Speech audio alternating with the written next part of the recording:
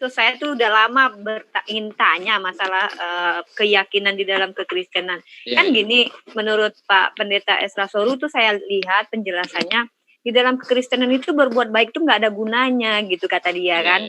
Karena di dalam kekristenan itu orang-orang itu berbuat baik setelah dia diselamatkan. Maka ini menjadi pertanyaan sama saya. Sedangkan orang Bani Israel saja yang dipaksa berbuat baik masih tegar tengkuk. Apalagi orang yang sudah dibebaskan dari hukum yang tidak dipaksa berbuat baik, terus dia diselamatkan, Tuhan mengharapkan agar orang itu berbuat baik atas kemauannya sendiri loh. Ngapain berbuat baik, kan udah diselamatkan toh. Kan jadinya kayak gitu Pak Yusuf. Jadi kadang gimana itu konsepnya Pak Yusuf? Bisa cerita sedikit nggak gitu? Kita nggak debat ya, kita cuma sharing-sharing. Iya begini, ini tentang pertama Esra Soru. Esra Soru ini sudah ada kelihatannya terlalu jauh macam pemikiran-pemikiran yang dilihat menyimpang dari kekristenan itu satu, tetapi masalah iman yang menyelamatkan kan ini biasanya dikemukakan oleh kaum reformis ini ya, tentang denominasi ini. Ini yang berlaku atau yang berkembang di kaum reformis tentang iman, hanya iman yang menyelamatkan. Tetapi dari gereja Katolik ya iman tanpa perbuatan itu sama saja kosong. Jadi iman harus dibarengi dengan perbuatan. Itu di Katolik, tetapi ketika kaum reformis lebih mengutamakan iman, hanya iman yang menyelamatkan, itu mungkin ada pelebaran makna dari sini.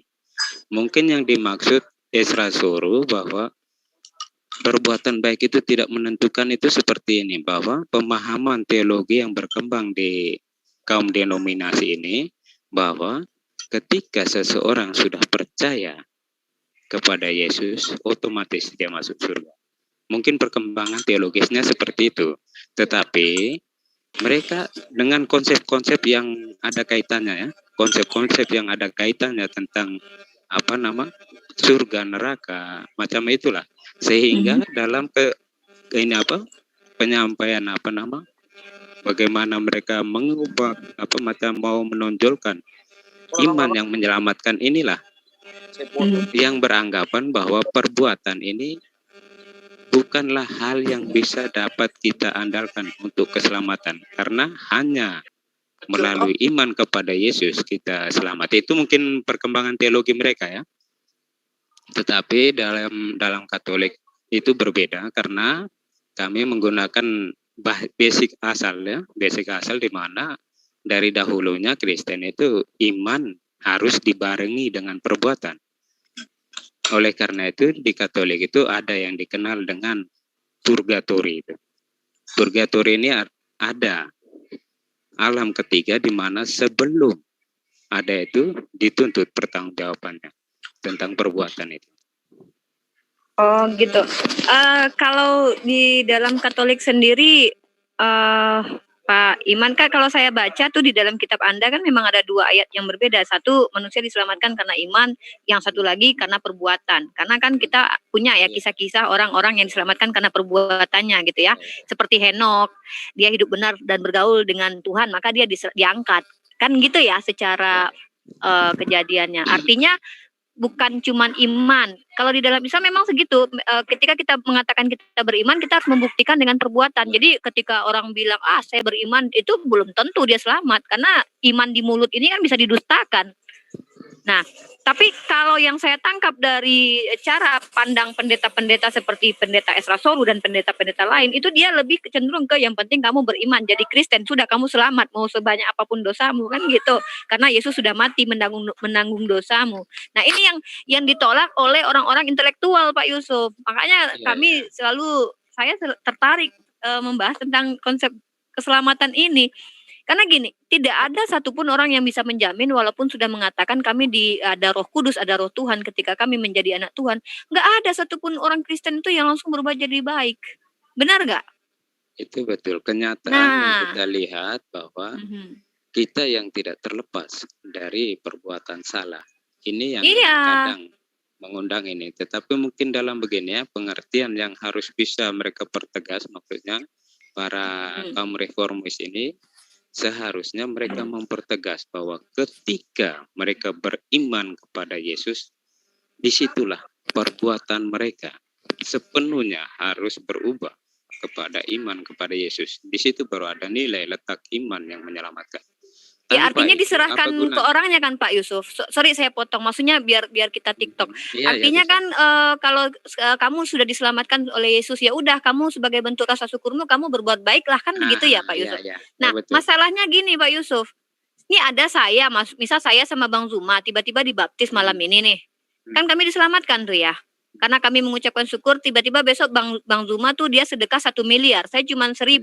Ya sama aja sama masuk surga, ya ngapain Bang Zuma harus 1 miliar dia sedekah, mendingan 500 perak aja toh sama-sama masuk surga. Nah, jadi ketidakadilan Tuhan terlihat di situ. Nah, tapi Pak Yusuf, kalau di dalam Islam konsepnya perlu saya tegaskan, Tuhan mengatakan kamu akan bisa berbuat baik ketika kamu mengikuti perintahku. Dengan apa? Itu kenapa sholat itu mencegah orang dari berbuat maksiat. Jadi perbuatan baik itu orang itu sendiri menghindari orang-orang itu berbuat maksiat dengan mengikuti perintah Tuhan. Kalau saya cek di kitab Anda, di dalam kitab Mazmur juga seperti itu konsepnya. Di dalam Mazmur 119 ayat 9 itu kalau nggak salah, dengan apa seseorang muda mempertahankan hidupnya baik? Ya dengan mengikuti kehendak Tuhan gitu. Jadi kenapa tiba-tiba di Kristen malah berubah? Kamu beriman dulu terus kamu diselamatkan, ya udah suka-sukamu lah mau berbuat baik apa enggak. Yang penting kalau kamu itu sudah diselamatkan ya udahlah, baik-baiklah gitu kan. Nah, tapi kembali lagi, siapa yang bisa menjamin setiap kepala ini mampu berbuat baik sesuai dengan keinginan Tuhan? Atau jangan-jangan Tuhan ya udah yang penting kamu udah selamat, mau baik mau enggak kek, mau sedekah kek mau enggak kek, ya udah yang penting kamu udah selamat. Akhirnya apa, Pak? Manusia ini akan cenderung begini. Manusia saja yang sudah dipaksa, sudah ditentukan hukum-hukumnya masih tegar tengkuk. Apalagi yang sudah dibebaskan dari hukum-hukum. Apalagi dia tahu dengan berdosa pun dia tetap masuk surga. Akhirnya apa? Membuat manusia takutnya leluasa dengan perbuatan dosa. Hilaf sikit aja pun kan udah selamat juga besok. Hari ini zina, Allah besok kan sudah masuk surga juga kan gitu. Gitu Pak, kita nggak ada bisa menjamin orang berpikir seperti itu, menggunakan agama sebagai bentuk pembenaran sebuah kesalahan. Nah ini dia Pak yang saya pikir mengerikan juga. Begini. Ya. Halo. Ya bagaimana Pak Peta?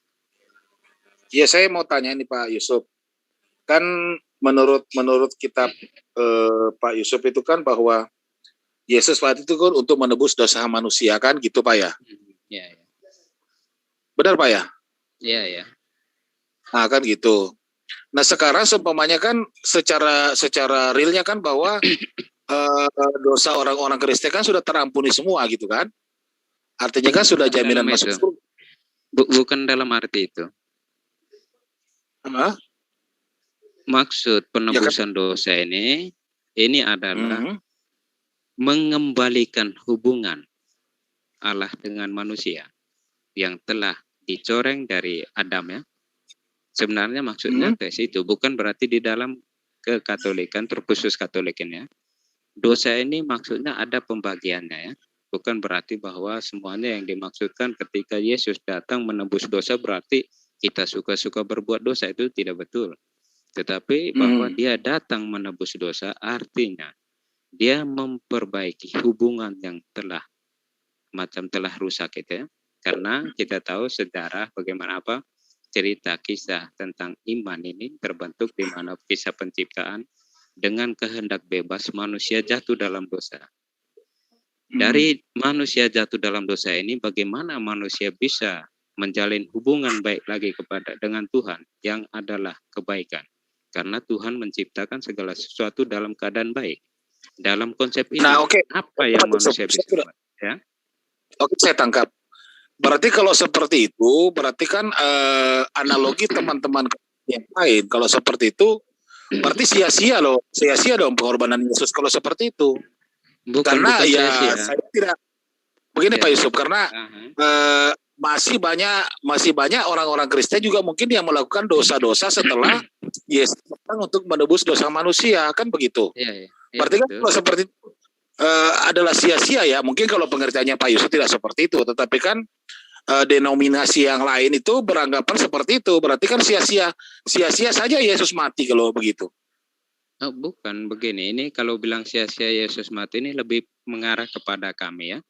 Ketika apa gunanya pengorbanan Yesus jika belakangnya kita harus menanggung perbuatan kita juga, bertanggung jawab atas dosa kita. ini maksudnya lebih mengarah kepada Katolik ya. Ini begini jawabannya itu, bahwa Yesus datang memperbaiki ini. Tanpa Yesus manusia satu pun tidak bisa mengembalikan hubungan itu. Tidak bisa satu manusia pun di dunia ini bisa mendapat hadirat Allah tanpa Yesus. Bukannya orang-orang Itu yang sebelum dimaksud. Yesus ada kan sudah dapat karunia dari Tuhan, Pak. Itu begini, maksud dalam pengertian teologisnya bahwa segala sesuatu ini telah terencana kekal. Sehingga Apanya kita tuh? Apanya tuh mengerti. ya, Pak? Yang terencana Maksudnya kekal gini, apanya? Iya, pasti kita bicara tentang sang kekal, pasti rencananya kekal. Apa itu kekekalan? Kekekalan itu tidak terbatas Ya, maksudnya oleh ruang rencana dan waktu. apanya dulu nih? Rencana yang mana dulu nih? Yang Ya kan semua kita rencana lihat atau begini, apa? ya pertama kita lihat garis besar dulu kekristenan, di mana dalam pemahaman Allah bagaimana bisa mempunyai satu rencana penciptaan yang baik, apa-apa ini semua kenapa nanti hubungannya ada relasi di dalam diri Tuhan yang dimengerti orang Kristen itu adalah Tritunggal. Tanpa relasi ini bagaimana mungkin terwujud semua yang terjadi sekarang? Oleh karena itu pemahaman-pemahaman tentang relasi ini yang akan menimbulkan bahwa Yesus ini adalah memang seperti yang orang Kristen pikirkan, bahwa Yesus ini adalah yang Tunggu Pak Yusuf, dikatakan oleh dia. Tunggu Pak Yusuf, sebentar. Ya. Bang Zuma jangan tidur, Bang Zuma. Bang Zuma jangan tidur. Enggak tidur. Saya hanya siapkan kopi dengan Masako aja buat Bang Yusuf. Pakai Masako ya. Ya. Jangan. Lagian Pak Yusuf betul-betul mengingatkan saya ketika di tahun 70-an saya belum lahir, itu suara radio itu. Saya belum lahir padahal, tapi mengingatkan saya loh. Iya. Jadi iya benar Pak Yusuf. Ini menarik topik ini sebenarnya karena saya beberapa kali mendengarkan ya penjelasan dari pendeta ya, makanya saya sebutkan tadi ya, saya boleh sebutkan nama ya, Pendeta Ezra Soru dengan benar-benar mengatakan tidak, perbuatan amal itu tidak menjamin keselamatan lah.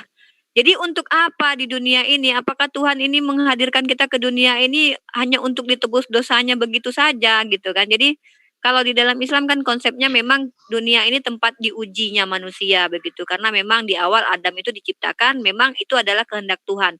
Kalau dilihat dari konsep kekristenan, ya sudah, yang penting kamu beriman kepada Yesus. Mau kamu berbuat baik apa enggak itu adalah rasa syukurmu kepada Yesus. Artinya, saya misal sama Bang Zuma, saya ulang lagi ya, saya dibaptis malam ini sama Bang Zuma. Bang Zuma karena dia banyak uang, dialah sedekah 1 miliar. Saya nggak sanggup 1 miliar, saya cuma 1.000.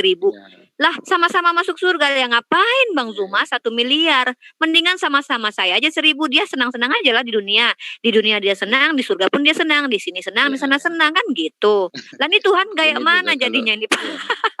Begini, itu kan dari perspektif kita yang memandang bahwa Allah ini mungkin ada ini, tetapi kalau kita lihat dari macam perspektif Allah, ya Allah ini kan maha segalanya. Baik kita lakukan itu, baik macam begini. Contoh lah, saya seorang Kristen ya. Semasa muda saya itu jahat banget. Macam contoh buat ini, buat itu, semua kejahatan saya buat. Tetapi waktu terakhir hidup saya, ketika mau menghembuskan nafas terakhir saya betul-betul bertobat. Di situ juga saya bisa masuk surga. Ini dalam konsep kekristenannya. Betul-betul bertobat, betul macam menyadari apa? Betul-betul dari menyadari bahwa Yesus saya itu salah. Tuhan, bertobat. Itu pun salah karena apa? Karena kelimpahan Tuhan ini terlalu besar untuk manusia sehingga tidak bisa diukur dari bagaimana manusia macam beriman kepadanya. Jadi ini Pak Yusuf ngomong apa sih Pak? Iya, kayak ajaran Islam aja. Begini Pak Islam itu gitu, bertobat. Pak Yusuf. Ya. Pak Yusuf Ya. orang mana Pak? Pak Yusuf orang mana Pak? Pulau Patmos. Ya. Memang tinggal dengan ini, dengan Mbak Rifa ini dekat ya kan. Oh ya gini Pak Yusuf, saya 1 menit aja. Ya. Waktu Yesus memang kan menebus dosa. Apakah Yesus bisa menebus dosanya sendiri? Atau dosa Yesus ditebus oleh siapa? Kira-kira seperti apa Pak Yusuf? Iya, karena pernah ya di Yesus, dalam. saya ulang pertanyaannya. Iya, Apakah saya Yesus tahu. bisa Sudah. menebus dosanya sendiri? Atau Iya. Yesus ditebus dosanya oleh siapa begitu? Iya, masalahnya kan di dalam kekristenan ini Yesus ini bahkan ada di tulisan di Injil situ ya, bahwa dia pernah berbicara dengan orang Yahudi, siapa yang bisa membuktikan saya berbuat dosa? Orang tidak ada bisa membuktikan dia yang berdosa. Oleh karena Saya itu, bisa buktikan, Pak.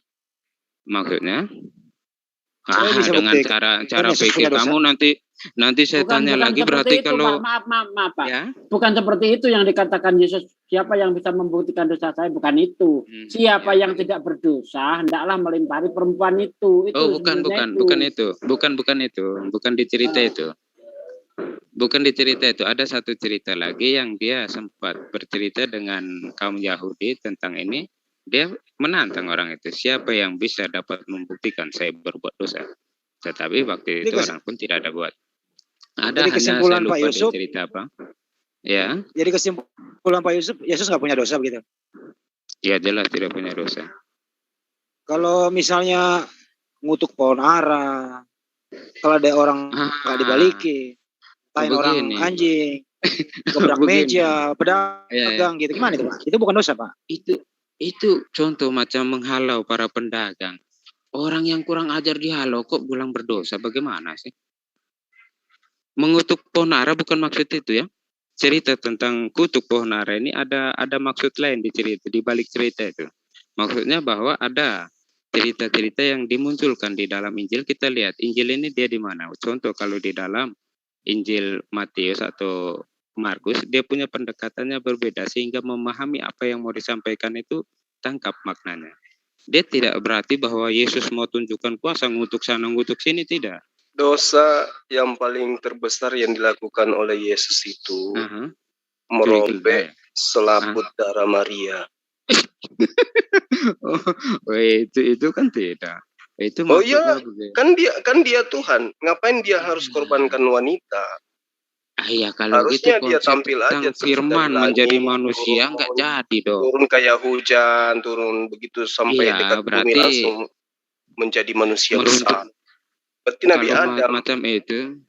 Kenapa harus korbankan menggunakan konsep itu? Ya itu istilahnya akan meruntuhkan atau merombak, mereformasi iman Kristen secara total. Oh memang harus. Karena itulah kemudian Bang Yusuf. Kan hanya untuk melayani Bang Suma. Memang nggak bisa karena orang-orang Kristen itu harus bertahan pada konsep imannya karena mereka kan ini sudah ini akal, Bang Yusuf. Bukan, sekarang gini, dari seorang gadis dipecahkan perawannya hanya untuk numpang lewat. Setelah dia dibesarkan, disapi, dirawat dan seterusnya, ibu ini juga diwajibkan menyembah kepada dia. Itu gimana ceritanya? Ini dosa loh ini. Kalau Yesus itu kan manusia. Yesus itu manusia 100%. Kemudian ketika dia 100% manusia, berarti dia harus mengabdi kepada ibunya, bukan ibunya yang harus menyembah dia. Kan gitu. Harusnya Yesus yang menyembah Maria, bukan Maria yang menyembah Yesus. Itu baru benar. Iya. Begini. Bang Yusuf mau enggak Bang Yusuf perawannya dipecah? Begini saja dulu pelan-pelan. Tentang Maria menyembah Yesus, saya rasa Maria saja meminta Yesus membuat sesuatu. Tidak ada di dalam kisah itu bahwa Maria menyembah itu kan bukan ini. Itu konsepnya harus jangan itu dibayangkan sesuatu yang jauh ya tentang iman Kristen ini. Bahwa segala sesuatu itu berjalan apa adanya.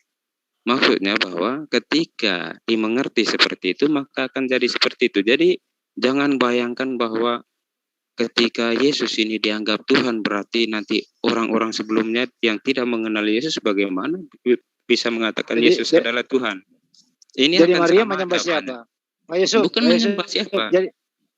Jadi waktu Maria hidup kita dia menyembah siapa? Ya kita mau tanya Bunda Maria berarti. Ya coba tanya, saya tunggu. Iya tanyakan siapa saya memang nggak pantas. Nggak usah ke Bunda Maria, Bang Yusuf. Tanya aja pada diri Bang Yusuf. Mau ndak perawannya Bang Yusuf dipecah? Oh, itu apa istilahnya kehormatannya ketika Allah melawat diri kita. Coba bayangkan Maria menanggung malu di tengah-tengah masyarakat Bani Israel, dituduh berzina dan seterusnya, diusir dari itu. Iya, bahkan kalau Maria maksudnya dengan ini bangga dong dia menggunakan apa istilahnya yang harusnya kalau Tuhan itu diartikan maha kuasa sesuai dengan pengertian orang Kristen, Yesus itu lahirnya dari seorang laki-laki aja. Itu baru top. Seorang laki-laki melahirkan manusia itu bisa karena yang dilahirkan itu adalah Tuhan. Lawang ini perempuan, kasihan. Masalahnya kan rencana Tuhan seperti apa adanya yang mengalir dan mau direvisi oleh Bang Suma. Ini yang masalah. Nanti saya mentuan. Oh itu Bang Suma bagaimana nanti? Kalau saya sih lihatnya bukan rencana Tuhan, Bang. Itu rencana gereja. Iya. Rencana gereja bagaimana? Rencana gereja membuat sebuah konsep ketuhanan yang sama dengan konsep ketuhanan ajaran-ajaran jauh sebelum Yesus itu lahir, seperti Krishna, Atis, kemudian Horus, itu kan ceritanya sama, lahir dari perawan, kemudian dia mati untuk menebus dosa manusia. Kalau Tuhan itu maha kuasa, Bang, ya dengan perspektif pemikiran Kristen, harusnya yang melahirkan Yesus itu Paulus. Supaya luar biasa. Jangan Maria. Kalau Maria melahirkan manusia itu masih lagi. Kasihan Paulus selalu di fitnah tentang ini, padahal tidak. Bukan difitnah, tapi kita ini berbicara mengenai sesuatu yang luar biasa, apalagi kaitannya dengan 100% manusia, 100% Tuhan. Ini yang kan berat gitu. Itu hipostasis ini butuh pembelajaran berat ini. Iya, perlu kopi satu cergen ini baru bisa selesai. Begini, Bang Suma, secara jelasnya itu iman Kristen ini dari apa yang telah ini direfleksikan. Semua ini ada apa adanya, direfleksikan. Jadi jangan dibalikan. Ketika istilahnya saya ngerti kalau iman Kristen mengerti saya, Bang. Saya paham, tapi ini kita berbicara mengenai istilahnya Bang Yusuf, kerangka berpikir. Nah, itu yang harus kita bangun. Iya, betul. Itu yang harus kita bangun. Tuhan Maha Kuasa, sampai-sampai kemahakuasaannya itu oleh teman-teman di grup WA atau di Facebook, dia mengatakan Tuhan kami bisa jadi kodok. Bahkan kalau kita melihat Pendeta Lamsenio Baho, dia katakan Tuhan dia bisa menjadi babi. Bahkan menjadi kotoran pun bisa, karena Tuhan itu tidak bisa dibatasi dengan apapun. Ya, ini mungkin bagi mereka yang sudah tidak bisa berargumentasi dan mulai mengambil jalan pintas, itu kan istilahnya bagaimana? Kalau berbicara mengenai argumentasi, Bang Yusuf, oleh Pendeta Martinale bahkan dia katakan akal sehat itu adalah racun bagi Kristen. Kata dia gitu. Itu dalam pengertian yang mana? Maksudnya akal budi ketika mau dipaksakan mencerna Tuhan secara seutuhnya memang tidak dapat. Itu maksud akal budi tidak dapat mencerna seluruh tentang kalau umat Islam mah bisa mencerna Tuhan, itu bisa. Enggak lah, nanti dibilang hanya dalam ini. Enggak bisa. Karena bisa. Ada poin tertentu, bukan begini. Contoh apa? Iya, contohnya bagaimana?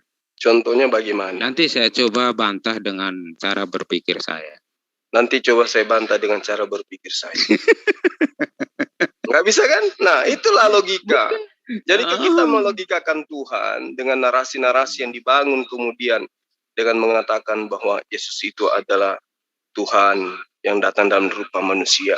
Maka muncul pertanyaan, apakah Kristen ini akan gugur ketika dia cukup mengakui Yesus itu adalah manusia suci yang diutus oleh Allah untuk mengajarkan menyembah kepada Allah?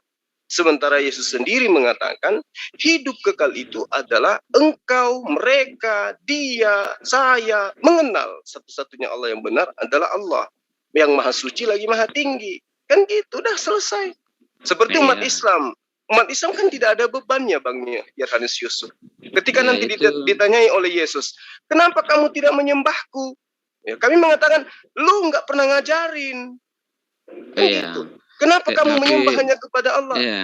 Kami umat Islam akan menjawab, lu yang ngajarin. Kenapa kamu mengakui bahwa saya ini adalah utusan Tuhan? Ya lu yang ngajarin.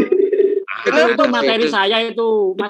Itu kan kenapa begini. lu bersunat Nanti ikut-ikutan padahal kamu bukan Kristen. Lu yang ngajarin kan gitu. Itu Lu puasa aja, lu yang belum ngajarin. dikoreksi, belum dikoreksi sekarang dari kita sudut balik. pandang kami. Ketika kita balik, pertanyaan itu belum diajukan kepada dikoreksi. orang Kristen misalnya. Lu Yohanes Yusuf ganteng, muda, istri banyak, harta banyak, tidak ada utang. Siapa yang ngajarin lu nyembah saya kan gitu? Nah, Bang Yohanes Yusuf akan bingung. Akhirnya Iya Bang. Kena copyright itu materi saya dipakai pula. Begini ya. Saya tidak paham, mengalir aja. Masalahnya yang saya temani ini mengalir aja, betul. itulah kelebihan ini waktu. Nanti saya laporkan ke Mbak Rifa ini. Loh, Mbak Rifanya tadi kemana ya? Ini kan materinya dia. Iya, materinya dia. Lanjut aja. Ini Pak Yusuf ini ketawa happy. Saya diam dulu. Yang penting ngantuknya udah hilang. Kalau untuk Handi ketawa lagi sedang berpikir apakah Handi sedang menyusun sesuatu pertanyaan untuk menyerang kekristenan? Enggak, saya enggak pernah nyerang. Pak. Saya enggak pernah nyerang. Enggak, tapi coba kerucutkan lagi Pak Yusuf. Kalau Katolik sepertinya mungkin agak berbeda ya. Artinya perbuatan itu berarti penting ya. Iya, penting itu karena. Nah, jadi bagaimana di dalam kekristenan agar semua manusia itu bisa menjadi lebih baik lagi? Apa kiat-kiat di dalam kekristenan, Pak Yusuf? Iya, itu memang iman menuntut perbuatan. Oke. Iman tanpa perbuatan adalah kosong. Perbuatan tanpa iman adalah buta. Enggak, bagaimana kiat-kiat dari Katolik sendiri agar manusia itu melakukan perintah Tuhan, perbuatan dan hukum-hukumnya itu bagaimana itu? Kalau di dalam Islam kan begini. Kami dijanjikan neraka kalau kami ini salah gitu, dan ketika kami menzolimi orang lain, telak kami akan mendapatkan balasan entah di dunia, entah di alam kubur, entah di padang mahsyar, entah nanti di neraka. Yang penting ketika kami menyakiti orang lain, tetap kami akan mendapatkan balasan, tidak ada ampun. Nah, begitu. Ampunnya adalah ketika dosa itu kami tinggalkan di dunia, maksudnya begini, Pak. Pertaubatan, kemudian berjanji tidak melakukan kembali, mudah saja bagi Tuhan mengampuni gitu. Karena Tuhan kan Maha Pengampun dan bisa apa aja. Nah, kalau di kekristenan contoh, Pak Yusuf misalnya, Pak Yusuf ternyata tanpa besok nggak tahu-tahu udah membunuh orang misalnya, sementara Pak Yusuf kan seorang Katolik. Bagaimana itu sistem keadilan Tuhan menurut Katolik sendiri itu? Oh ya, begini ya, saya bisa tangkap secara singkat bahwa di dalam Katolik pengertiannya bahwa kasih Allah terlampau besar. Oleh karena itu, kenapa macam istilahnya di dalam kekristenan iman menuntut perbuatan di sini?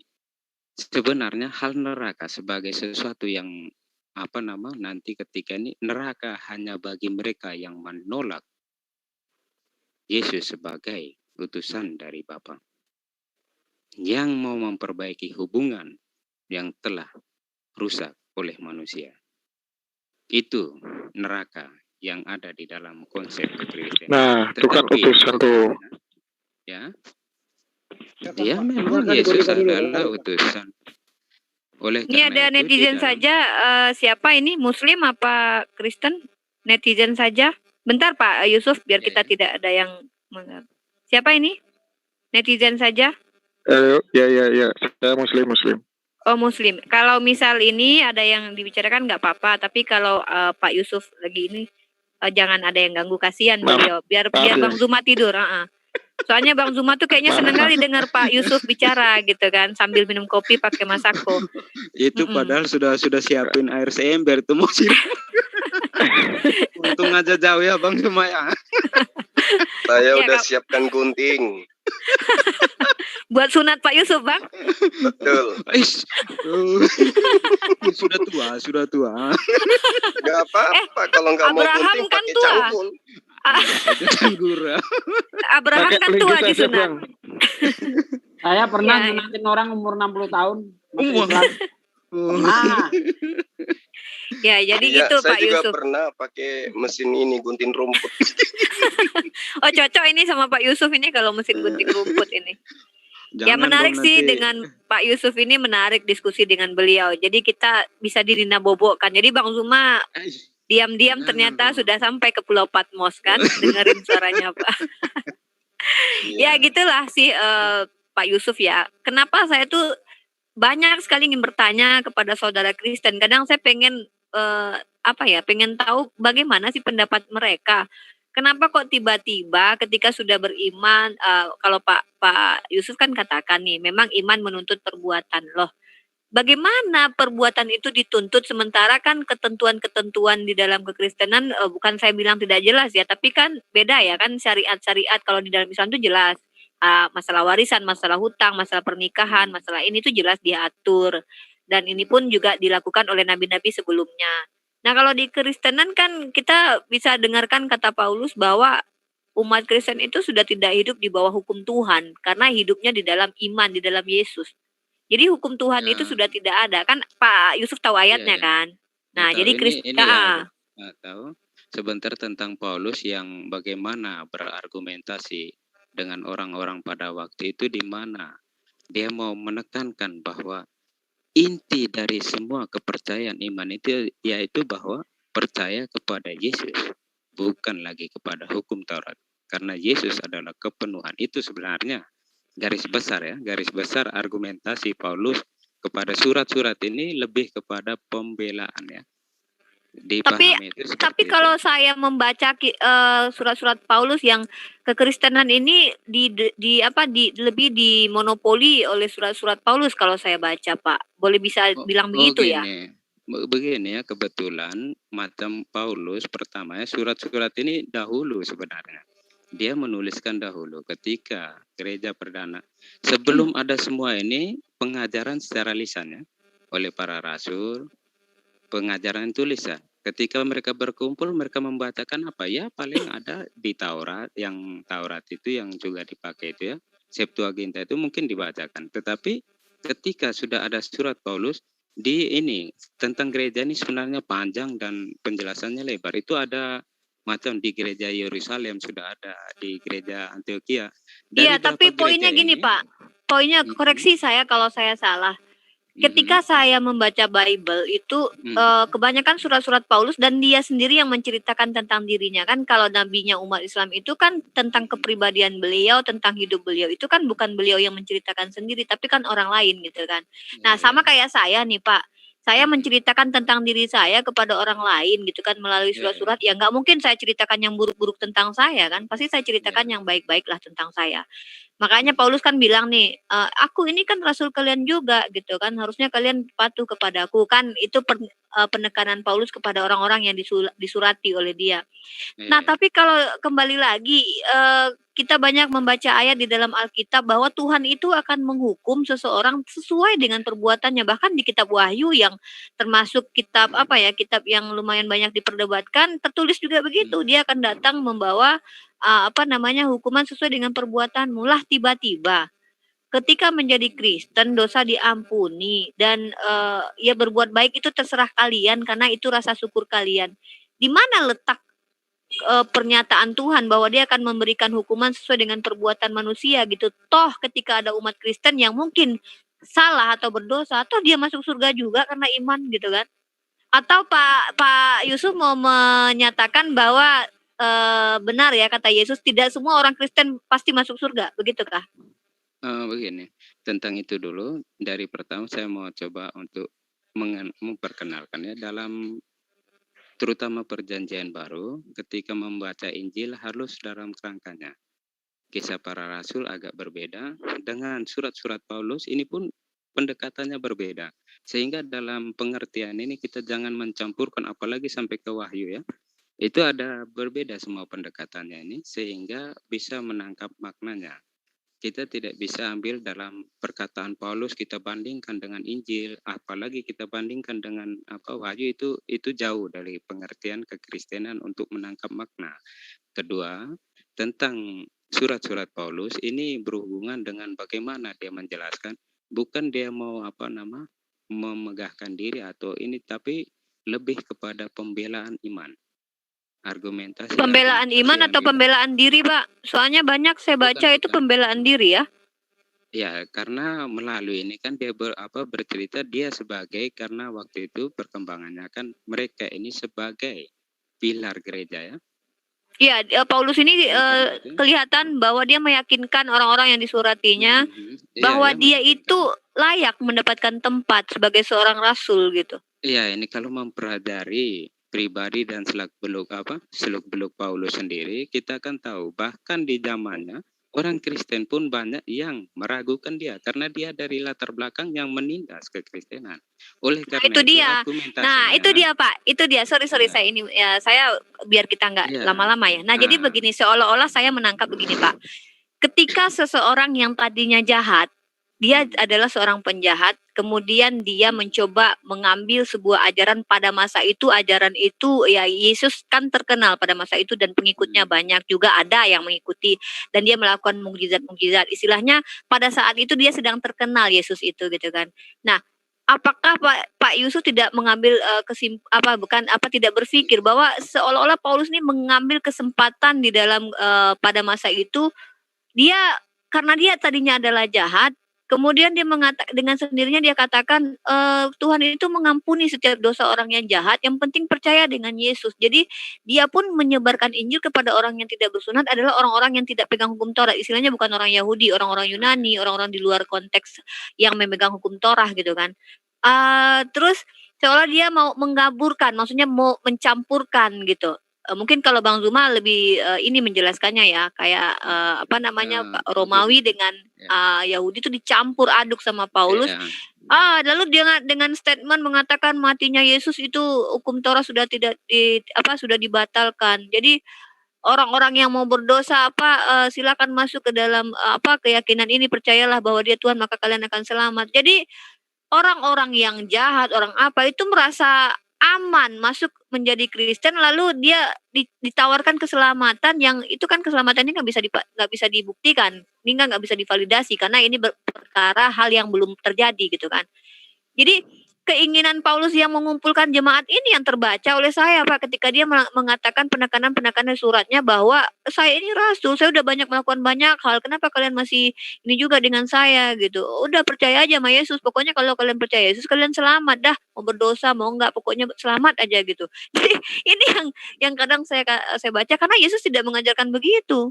Kan Yesus mengatakan tidak semua yang memanggil aku Tuhan akan masuk kerajaan surga. Semua yang masuk kerajaan surga itu yang melakukan kehendak Bapa gitu. Di tangan Paulus justru kehendak Bapa malah ditiadakan Pak gitu. Oh enggak lah. Begini ya tentang Paulus itu sendiri. Paulus ini memang di zaman-zamannya ini orang Kristen pun meragukan dia. Hanya karena kuasa dari para rasul. Bahkan dalam pengajarannya pun semuanya berbasikan pengajaran para rasul ya. Itu satu. Kedua, lihat di dalam surat-suratnya bagaimana dia mau menggambarkan diri dia untuk meyakinkan para jemaat pada waktu itu ya. Sebenarnya kalau kita mempelajari pribadi Paulus, dia ini pun tertekan. Karena orang Kristen juga tidak percaya, tetapi karena kuasa dari para rasul itu sendiri, itu yang membuat jemaat bisa menerimanya. Itu satu. Kedua, tentang ajaran yang disampaikan itu semuanya bukan berlandaskan Paulus tetapi berlandaskan para rasul. Itu kelihatan itu di dalam apa yang diceritakan baik di dalam Injil kisah para rasul. Itu bahwa Petrus inilah. Selalu Petrus kalau berhubungan dengan dunia luar, maksudnya di luar Yahudi pun pertama pasti Petrus yang mengambil. Katanya Petrus hanya menginjili orang Yahudi, Pak, dalam Galatia itu. Iya, ada ayatnya. Siapa yang bukan Korintus siapa? Cornelius itu siapa yang membaptis? Itu awal. Nah, makanya berarti ada kontra Pak. Pernyataan Paulus dengan yang terjadi itu ada kontra kan. Gini kata Paulus, kepada Petrus sudah diberikan dia ditunjuk menginjili orang Yahudi. Nah, aku ditunjuk menginjili orang non Yahudi. Nah, itu maksudnya dan bahkan dia bertengkar Pak. Bahkan Paulus dengan Kefas ini kan berselisih paham. Pernah berselisih paham. Nah, tiba-tiba kenapa perkembangannya Paulus ini memang dikhususkan sebagai rasul di luar bangsa Yahudi. Tetapi yang menerobos hal-hal itu semuanya Petrus. Lihat di kisah pembaptisan Cornelius, tentang pergi ke Samaria. Samaria waktu itu itu sudah daerah-daerah yang dianggap orang Yahudi di luar ya, karena mereka ini dianggap kafir. Seperti itu. Jadi tentang macam bagaimana pengajaran-pengajaran Paulus, semua ini berbasis pada pengajaran para rasul ya. Terutama Petrus ini sebagai kepala, karena kelihatan ada nilai penting kalau mengenal pembelajaran Alkitab ini, jelas bahwa nama yang sering diungkapkan yang pertama kali ini mempunyai peran. Biasa di dalam hal-hal ini Petrus yang biasa ditonjolkan. Oleh karena itu memang kami melihat ya belakangan ini ketika Paulus ditudingkan seperti ini, semasa hidupnya pun dia sudah kasihan dituding seperti bahkan sebenarnya bukan dituding Pak, kita kan mempelajari Alkitab Bapak, maksudnya gini, kalau Bapak katakan kami menuding Paulus, karena kebetulan semua yang dinubuatkan Yesus itu memang seolah-olah terpenuhi oleh Paulus. Nah, yang saya kunci ada sebuah ayat yang menarik bagi saya itu Matius 23:32 apa berapa itu ya, yang mengatakan bahwa Yesus itu mengatakan gini, duhai kalian keturunan ular beludak. Itu orang Farisi dan Saduki yang dikutuk sama Yesus pada waktu itu. Dia kata Yesus gini, jangan harap kalian ini bisa lepas dari neraka. Artinya Yesus sudah mengatakan bahwa yang namanya Farisi ini nggak akan selamat. Istilahnya ini waktu Yesus masih hidup, maksudnya belum dia naik ke langit. Dalam konteks Kristen ini dia lah tiba-tiba ada orang Farisi dan ahli Taurat yang sangat jahat pada masanya, tiba-tiba ngaku bertaubat ketemu Yesus justru setelah Yesus naik ke langit. Nah, dia bilang dosa-dosa diampuni. Nah, jadi seolah-olah dia mau membebaskan dirinya dari dosa, kemudian mengajak orang lain juga, ayo beriman aja nih sama ajaran ini, nanti kalian mau berdosa, mau penjahat kayak kalian akan diampuni. Tapi hukum-hukum sudah tidak diberlakukan. Kenapa? Yang banyak orang yang melakukan kesalahannya adalah orang-orang Yunani yang memang tidak tahu hukum.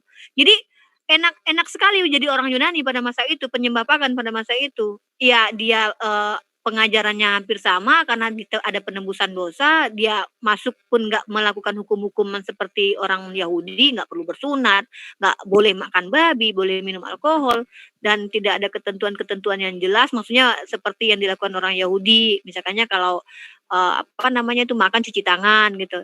Nah, jadi seolah-olah Paulus ini menyodorkan ajaran yang dicampur aduk gitu, Pak. Kalau saya baca ya, ini bukan kesimpulan, tapi memang begitu faktanya. Dia mengajarkan Injil kepada orang yang bukan Yahudi. Sementara Yesus berkali-kali mengatakan, jangan menyimpang, aku diutus hanya untuk Bani Israel. Di zaman Yesus, tiba-tiba berubah gitu di tangan Paulus. Dan kekristenan ini memang kebanyakan itu lebih dimonopoli sama Paulus ajarannya gitu.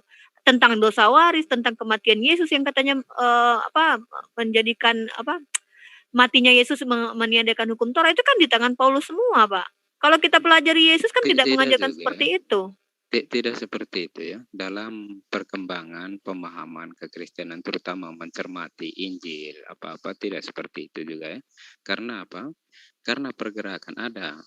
Peralihan itu sudah ada dari sejak itu bahkan sejak tulisan-tulisan itu dibuat kelihatan ada pergerakan itu, peralihan. Kalau bilang dari zaman Yesus saja hanya untuk orang Yahudi pun tidak betul juga. Kenapa ada amanat agung itu tentang bagaimana relasinya dengan orang-orang di luar Yahudi, kan ada itu nampak di dalam Matius itu ketika berhubungan dengan siapa, orang-orang orang Yunani itu. Ada kalau kita mengenal pembelajaran itu sudah ada kelihatan, bahkan di dalam Injil itu ada pergerakan atau peralihan atau macam perkembangan menembus. Ini mungkin dilanjut sama Bang Zuma nih ya, daripada saya yang meluncur ke Pulau Patmos ini. aku sebentar. Iya Bang Andi. Ya, saya sebenarnya bukan ini sih, bukan yang nggak Pak Yusuf. Saya mendengarkan Pak Yusuf itu benar-benar bikin mata saya jadi berat gitu, Pak Yusuf. Coba kalau kita ketemu di pinggir laut nanti nggak jadi makan ini. Yusuf ini kelihatannya dia inkarnasi Paulus. Aku izin dulu bentar ya. Saya klarifikasi dulu tuduhannya Pak Yusuf ini. Pak Yusuf, saya Handi. Bentar Bang, saya Handi nggak pernah menyerang Kristen. Tapi Kristen itulah yang saling serang antar denom. Ya dengerin dulu Pak, saya nggak pernah menyerang. Tapi Kristen itulah yang saling serang antar denom, baik terbuka maupun silent. Ya Pak ya, itu aja saya klarifikasi Pak. Memang itu. Ya lanjut dengan Bang Zuma coba Pak Yusuf. Saya tuh kalau sama orang yang kayak Pak Yusuf nih jadinya tuh apa ya? Jadi kurang gizi saya jadinya kan. Tapi kalau mungkin saya ketemu saya cuma mau bilang sama Bang Yohanes Yusuf, Bang, kenapa sih nggak mau masuk Islam aja Bang? Bagaimana ya? Ini macam kalau ilustrasi. Enggak, dijawab aja yang saya. Kenapa nggak mau masuk Islam? Kan di Islam itu mengakui Tuhannya Yesus, sembahannya Bani Israel sebagai sembahannya juga, mengakui Yesus sebagai utusannya juga. Terus kemudian Islam melakukan apa yang dilakukan oleh Yesus. Kan dikatakan Yesus, kalau kau mengasihi aku, engkau akan melakukan pekerjaan-pekerjaan yang aku lakukan.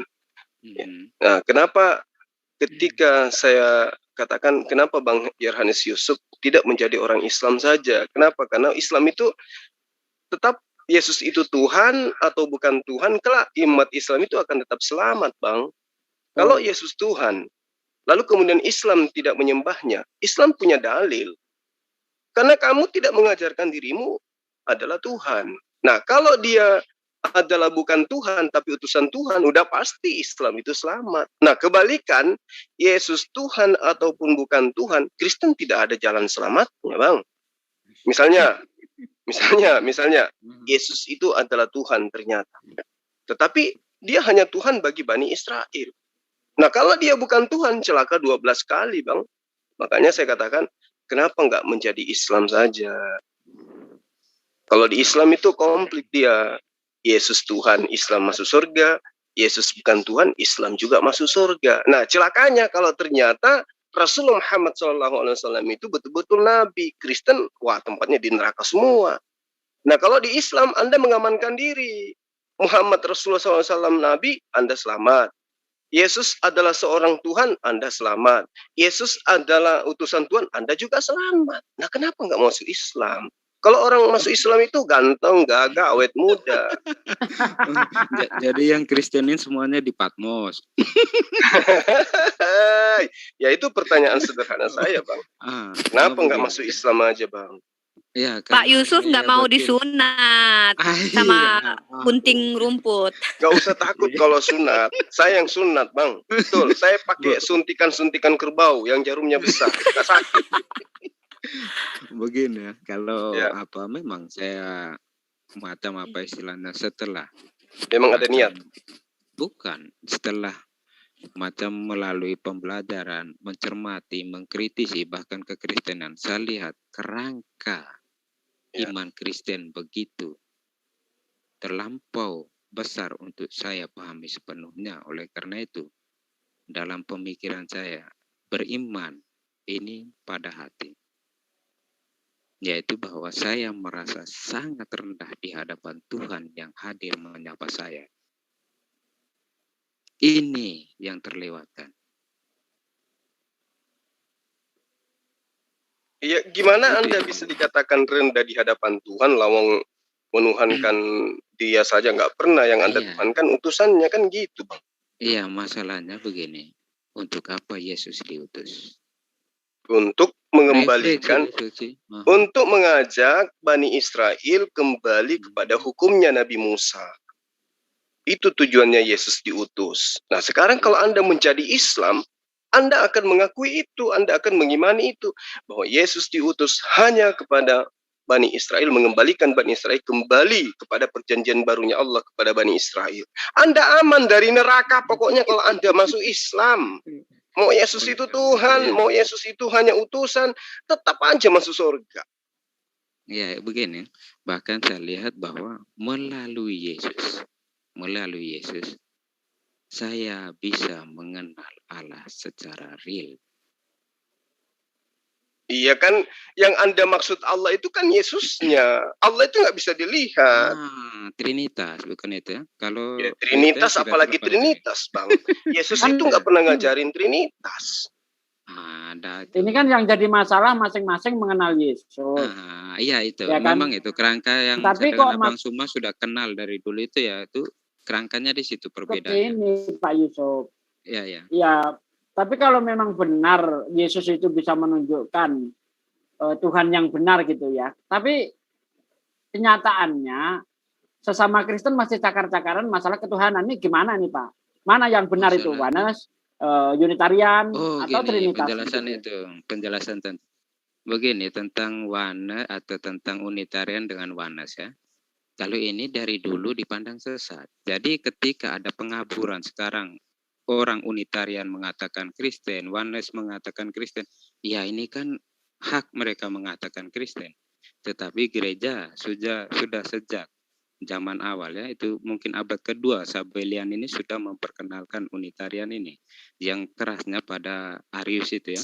Ini dasar-dasar Unitarian. Ini yang sudah dijawab dalam konsili bahwa mereka ini sesat.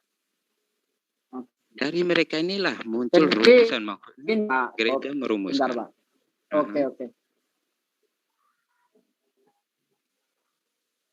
Ya itu aku bilang Bang Yohanes. Jadi begini tadi itu bisa menunjuk benar-benar bentar. Kalau memang Yesus itu bisa menunjukkan Tuhan yang benar, seharusnya tidak ada lagi perbedaan di kekristenan itu. Sebagaimana kami umat Muslim, Allah mampu menunjukkan dirinya Tuhan yang benar. Hanya dengan satu surah saja selesai. Makanya di dalam Islam itu tidak ada lagi yang namanya gontok-gontokan masalah Tuhan. Tuhanku Trinitas, Tuhanku Oneness misalnya. Tidak ada seperti itu di dalam Islam. Semua orang Islam itu sepakat qul huwallahu ahad. Itu satu ayat saja sudah cukup. Sehingga di dalam Islam itu tidak ada lagi yang namanya gontok-gontokan masalah ketuhanan. Karena Allah mampu menunjukkan umat Islam Tuhan yang berbeda dengan di Kristen. Katanya Yesus mampu menunjukkan Tuhan yang benar, tapi faktanya masih jadi permasalahan sesama Kristen masalah ketuhanan. Begitu Pak Yusuf. Ya. Begini Pak Sugi ya, tentang ini bahkan di Islam ketika sarjana-sarjana Islam yang mempelajari sampai permenungan Marifatullah banyak dikatakan murtad. Masalah ketuhanan nggak ada masalah, Pak. Tidak ada orang Islam yang mengatakan Tuhannya itu Trinitas, Tuhannya itu salah satu. Dua, tidak kalau ada di itu, Indonesia Pak. Ya, pemahaman marifat yang sampai dianggap murtad. Salah satu kalau di Indonesia terkenal Siti Jenar. Sampai dianggap murtad. Ini karena apa? Konsep-konsep yang belum sepenuhnya bisa rampung dijawab oleh manusia. Demikian juga kekristenan. Merumuskan saja tentang apa yang menjadi kenyataan. Islam pun banyak itu tentang banyak itu sarjana Muslim yang terkenal yang dianggap murtad karena coba mendalami ilmu marifat yang dianggap telah menyimpang dari pemikiran Islam. Oh iya, kalau itu ya. Bang Yohanes Yusuf yang Anda sebut sarjana-sarjana itu sedang tahayul itu. Maksudnya gini.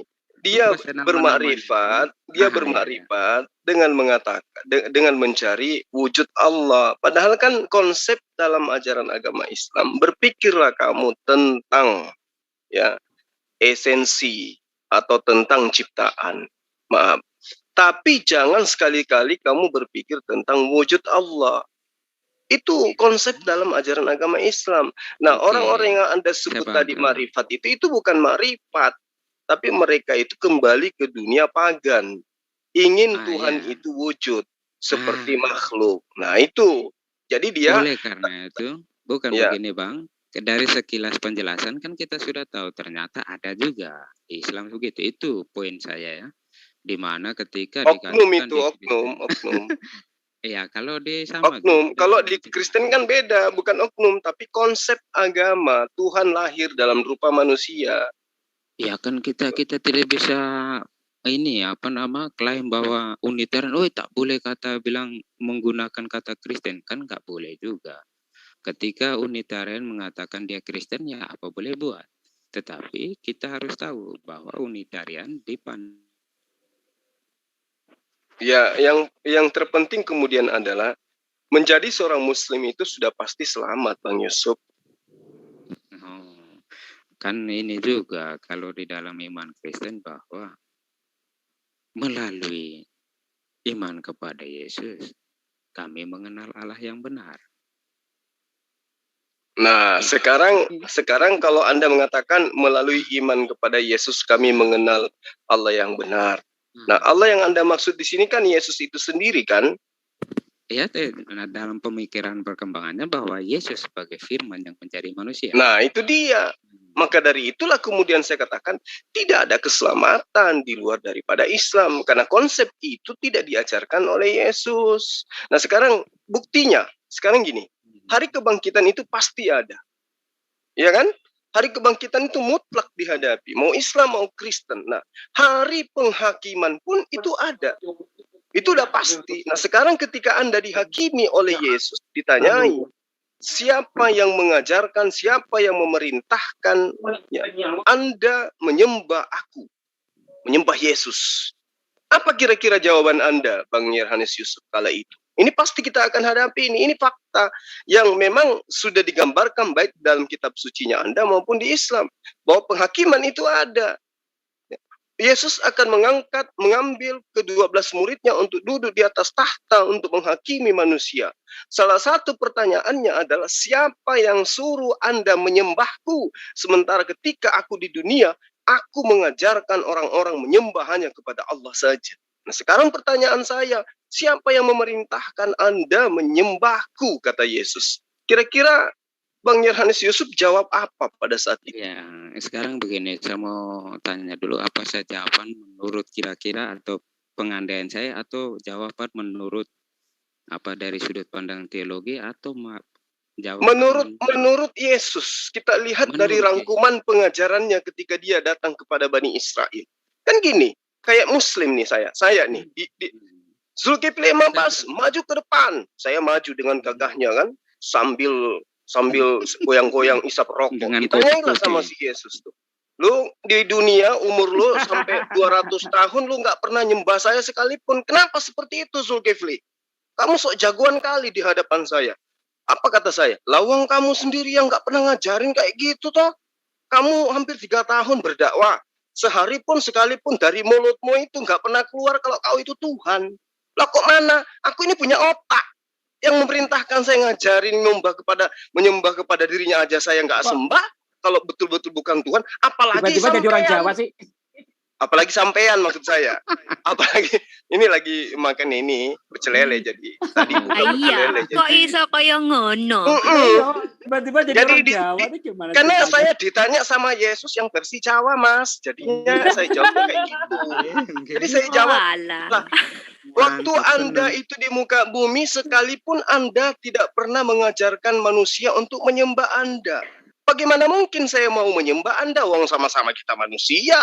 Bedanya kamu dapat mukjizat dari Tuhan, saya tidak. Andai saja saya juga dapat mukjizat, samanya kita sama-sama manusia. Nah, kira-kira itu jawaban saya, bukan kira-kira. Itu sudah pasti jawaban saya. Karena ini adalah penghakiman. Dalam pengadilan, orang yang terdakwa ada punya hak untuk menyampaikan alasannya untuk melakukan sesuatu. Nah, ketika Bang Yerhanes Yusuf duduk di kursi pesakitan, kira-kira apa jawaban Anda? Oh, yang suruh tetangga saya, Mas. Coba. Begini. Yang suruh nyembah kamu itu nenek saya. Okay. Nah, itu kira-kira jawabannya seperti apa? Kadang kok ngeyel. Dari kerangka pikir kira-kira ini saya melihat gini intinya Bang Yusuf dan Yesus pun mungkin kalau kami berdebat dengan Yesus pun mungkin kami menang nanti kalau di jelas saya bacakan semua itu gospel. Lah, Yesus kamu di dalam kitabmu konon ceritanya kamu mengatakan aku tidak dapat berbuat apa-apa dari dirimu sendiri. Lawang saya punya otak. Mana mau saya nyembah Tuhan kayak kamu. Kamu yang salah. Kamu yang masuk ke neraka. Karena kamu ngajarin yang nggak benar. Ternyata lu Tuhan. Nah kan gitu. Salah satu hal yang menarik. Itu kalau jawaban Yesus nanti Tuhan. Banjul, itu kalau jawaban Yesus Tuhan. Kasih ayatnya itu. Kalau dia Tuhan, Bang, kalau dia Tuhan, berarti yang duduk di tahta 11 tahta itu juga Tuhan toh, duduk di atas tahta gimana toh? Ini ya tentang apa? Tentang apa ya? Tentang biasa menggunakan angka-angka ini, tentang kepenuhan, tentang apa? Tentang tahta yang macam ke-12 ini masalah berhubungan dengan simbol-simbol ya yang mau dimunculkan. Kalau kita bicara berpikir lagi dari kira-kira yang kita ajak ke arah kelogisan, Ya jelas. Kalau mereka yang menghakimi, berarti kasihan deh yang lain. Hindu, Buddha, Islam, kasihan dong. Yang menghakiminya saja semuanya orang Kristen itu. Rasul-rasul itu apalagi. Pak Yaranes, saya boleh bertanya nggak Pak Yaranes? Aduh. Halo Pak Yaranes. Jangan berat-berat ya, jangan berat-berat. Ini sangat ringan banget ya. Jangan berat Adinda Indra Mosi, karena sedikit lagi syahadat ini abang kita nih. Iya, jadi gini. Pada saat gini, Pak Yaranes coba didengarkan baik-baik. Pada saat Yesus di hari kebangkitan dia melakukan penghakiman, ya. Kira-kira kelompok Kristiani yang mana yang dibenarkan Yesus? Yang Unitarian, yang Oneness, atau yang Trinitas? Yang dibenarkan Yesus itu yang mana? Itu aja, Pak. Yang dibenarkan Yesus. Begini, kita tahu dulu bahwa konsep yang diajarkan istilahnya apa itu pengikut Kristus. Kita tahu dulu itu sehingga mau dibenarkan oleh Yesus dari kerangka ini. Apa sebenarnya yang dimaksud pengikut Kristus? Yaitu bahwa mereka yang dari semula, yang contoh dari para rasul hidup, nanti penjelasannya akan sampai karena ini mengarah ke situ. Dari para rasul, kehidupan para rasul diwartakan terutama di dalam Injil itu, dari indikasi yang dimunculkan di dalam Injil, ternyata rumusan yang mendekati kesempurnaan yang dimunculkan dari indikasi yang dimunculkan dari Injil adalah Trinitas. Dan ini sudah dirumuskan oleh gereja. Siapa itu gereja? Gereja adalah pengikut atau jemaat Yesus. Di luar itu bagaimana Anda mengatakan bahwa mereka adalah Hindu? Bentar, Bang Jim. Oke, kalau jawabannya begitu, gini Pak, gini maksudnya ini satu lagi ya. Kalau jawabannya Yesus membenarkan Trinitas, terus bagaimana perasaan kaum Unitarian dan Oneness? Waduh, katanya ikut Yesus selamat loh. Saya udah ngikut kok, saya malah disalahkan nih, gimana gitu. Ya ini bagaimana mereka menggunakan konsep yang sudah jelas menolak Yesus sebagai Tuhan. Bagaimana? Unitarian ujung-ujungnya menganggap Yesus ini adalah Nabi, ciptaan yang terutama. Maksudnya itu termaksud. Walaupun dia yang terutama tetapi dia adalah ciptaan. Ini yang ditolak. Bagaimana dia yang menyangkal Yesus bilang selamat, apa tidak selamat karena Yesus? Tapi Oneness mengaku Yesus sebagai Tuhan, Pak Yaranes. Oneness bukan begitu maksudnya. Inti dari Oneness ini yaitu semuanya pada Yesus. Waktu itu semua. Tetapi kan kenyataan yang dimunculkan di Alkitab itu Trinitas, bukan Oneness. Kalau kita hanya Oneness, bagaimana kita menjawab apa yang dimunculkan di Alkitab? Bapa beda dengan Yesus. Yesus beda dengan Roh Kudus. Bagaimana ini dijelaskan? Oh, berarti Oneness nggak Alkitabiah, Pak ya? Bukan tidak Alkitabiah, tetapi pemahaman mereka yang mau coba menyatukan bahwa segalanya semuanya adalah Yesus, ini tidak tepat. Karena bagaimana mau menjawab pribadi di luar Bapa, bagaimana Yesus, bagaimana Roh Kudus?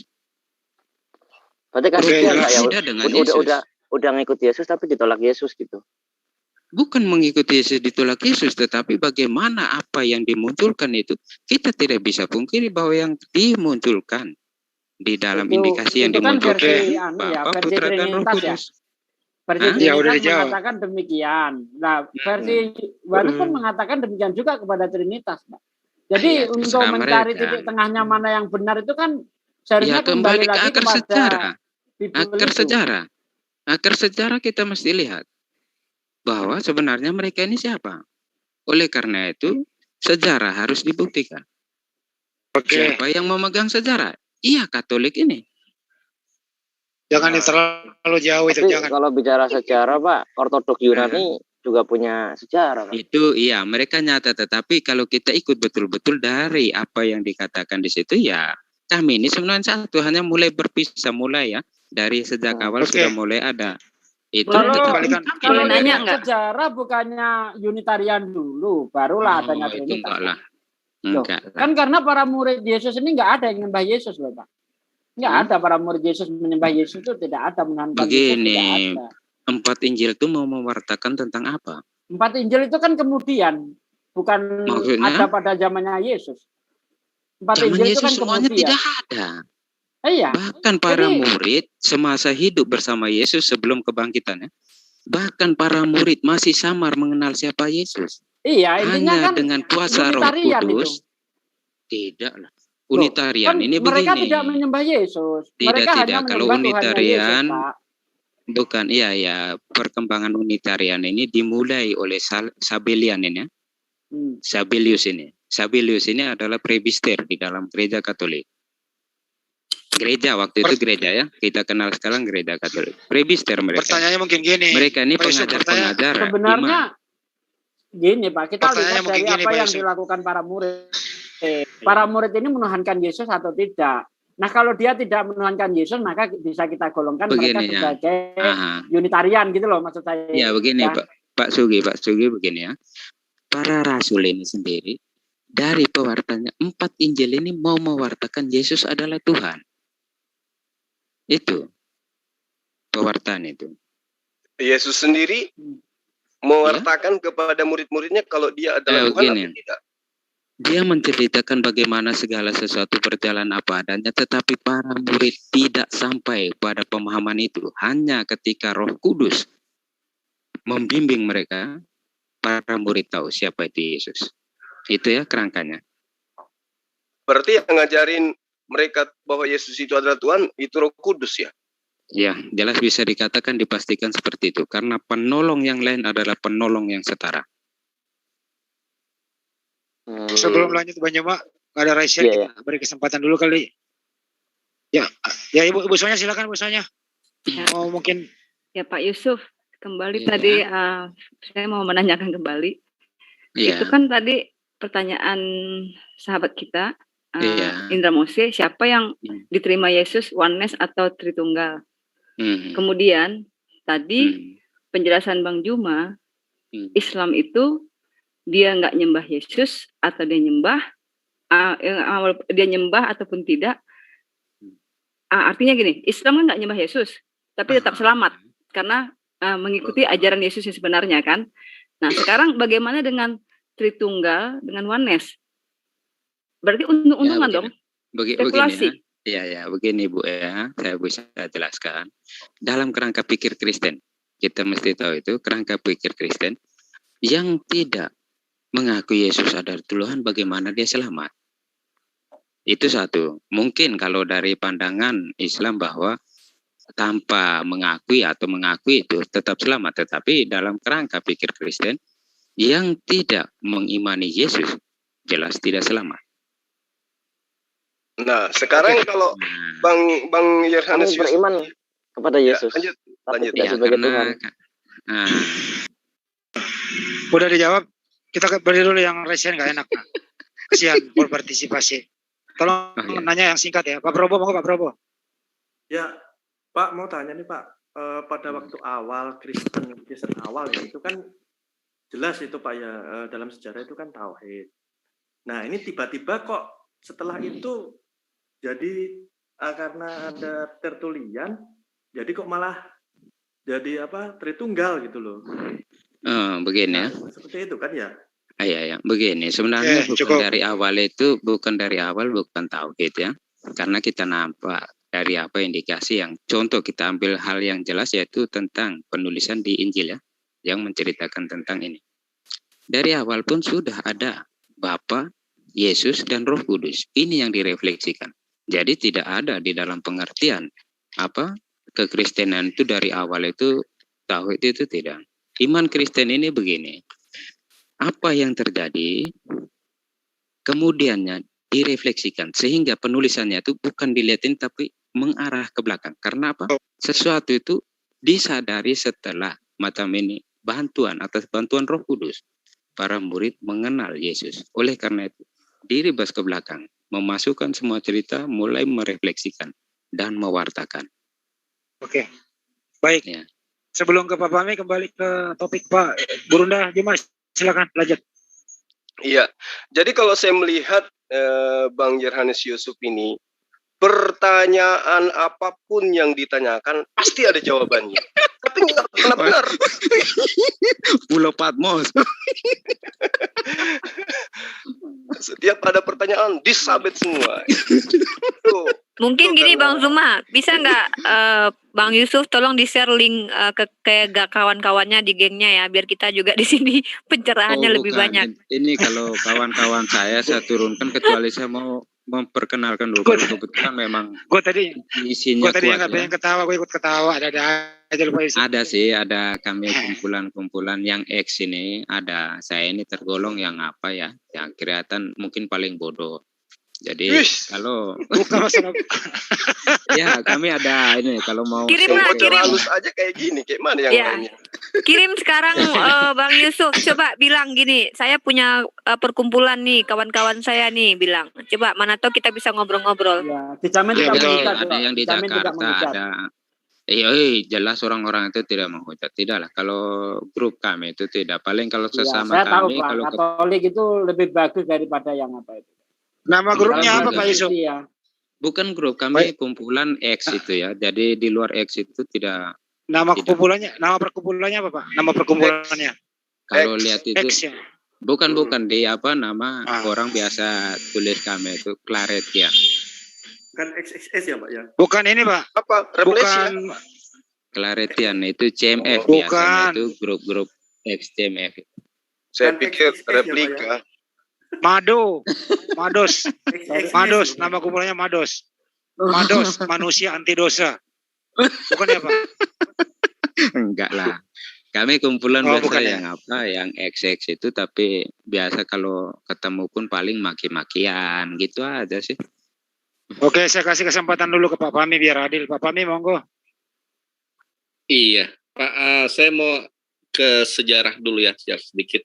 Nanti tinggal tanggapi. Jadi yang saya tanyakan begini, kenapa dibutuhkan adanya suatu konsili untuk menentukan siapa Yesus itu? Contohnya di Kalsedon, itu kan yang dibahas itu kan tentang nature-nya. Kalau Roh Kudus itu Pak, kalau saya masih ingat benar itu Pak, itu baru ada di Konstantin nomor 1 Pak. Konstantin. Satu. Nah, sudah gitu nanti baru di Efesus itu bicara tentang Maria. Maria itu bagian dari ilahi bukan? Kemudian di Kalsedon itu dibicarakan tentang nature-nya Yesus itu seperti apa. Kemudian yang menarik itu yang di Konstantinopel 2. Apakah Yesus itu punya dua kehendak? Itu loh. Jadi yang saya tanya itu kenapa perlu ada apa kayak semacam konsili begitu? Apakah ini Roh Kudus ini nggak satu entitas atau bagaimana begitu? Silakan.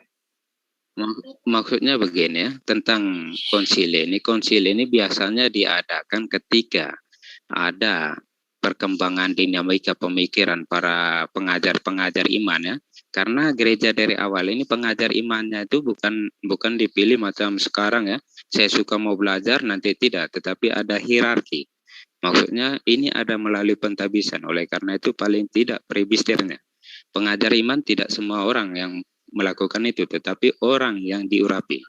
Oleh karena itu dalam perkembangan pengajaran ini ketika ada dinamika atau pemahaman yang mulai menyimpang tentang itu, ketika dianggap perlu untuk dibicarakan, maka akan dibicarakan. Di mana peran Roh Kudus di sini? Yaitu bahwa dalam perkembangan di mana orang-orang di dalam gereja ini mempunyai pemahaman yang sudah kelihatan menyimpang, maka diperlukan untuk penegasan ajaran yang benar dari gereja. Oleh karena itu, konsili dibutuhkan untuk memutuskan. Salah satu yang kita bisa katakan hubungan dengan Unitarian dengan itu ya. Itu Unitarian juga salah satu bentuk kenapa konsili harus dibuat. Karena apa? Pengajaran untuk membentengi apa yang berkembang. Untuk apa istilahnya penyesatan yang berkembang di zaman itu. Sehingga diperlukan suatu perumusan. Ya seperti itu. Oke Pak Yusuf. Jadi Pak Fahmi, percuma Anda bertanya. Apapun pertanyaan Anda pasti dijawab. Andi jangan gitu Landi. Saya hargai jawaban dari Pak Yusuf gitu. Kan lihat itu Andi, dihargai. Saya hargai gitu, walaupun saya nggak terima. Kacau nih. bener nih Pak. Jangan berguru pada Bang Suma. Bang Suma bilang aku nih pembual. Iya. Ya kita itu. Tapi tadi menarik loh apa tentang apa hal. Gue pengen ketawa. Tadi belum dijawab Pak Yusuf. Kalau misalnya pertanyaannya Bang Juma. Semua bisa dijawab. Enggak kalau Pak Yusuf ketemu Yesus nanti di akhirat gimana? Oh iya. Gimana itu? Kalau sempat saya ketemu Yesus ya paling bahagia dong. Berarti saya sudah di surga. Nah ini pertanyaannya. Hari kebangkitan Bang, belum di surga. Hari kebangkitan. Orang kan diadili bukan di surga. Diadili itu antara neraka dan surga. Itu di hari kebangkitan. Oleh karena Yerhanes Yusuf maju selangkah berdiri, siap gerak. Saya mau tanya. Siapa yang perintahkan Anda menyembah saya ketika Anda hidup di muka bumi? Gini. Sebentar, kita praktekkan aja. Sekarang hari kebangkitan. Gurunda Juma jadi Yesus, silakan bertanya satu pertanyaan, satu jawaban, kembali lagi pertanyaan jawaban, jangan panjang-panjang. Silakan. Ngopi dulu. Iya, Bang silakan. Saya yang tanya. Sebentar, yang lain. Yesus, apakah saya bisa masuk surga karena tidak menuhankanmu? Bukan begitu. Bukan begitu, Bang Juma. Bukan. Sebentar. Bang Juma atau Ustaz Sugi jadi Yesus, tanya kepada hari kebangkitan nih. Hari kebangkitan Pak Yusuf nih dipanggil. Pertanyaannya seperti tadi, silakan. Tapi begini ya, dalam konteks kalau mau menjadi Yesus, kasihnya harus melampaui batasnya. Ini contoh, Pak. Iya, contohnya supaya pertanyaannya supaya pertanyaan kan pasti beda. Kita dudukkan Yesus seperti apapun, endingnya Yesus itu adalah hakim yang adil. Kan gitu. Benar ya? Mantap. Nah, sebagai hakim yang adil, tentu dia akan menyelesaikan semua masalah yang ada. Jadi tidak serta-merta orang itu akan ditunjuk. Kamu surga karena kamu ganteng. Lu yang bibirnya agak miring sedikit neraka, enggak kayak gitu. Tapi orang itu akan dihakimi berdasarkan dengan ajaran masing-masing daripada utusan-utusan Tuhan. Utusan Tuhan kan itu banyak. Ada Musa, ada Salomo, Daud, dan banyaklah intinya. Nah, ketika kemudian anggaplah saya ini adalah sosok hakim. Bang Yerhanes Yusuf berdiri, tolong luruskan celananya. Saya mau tanya.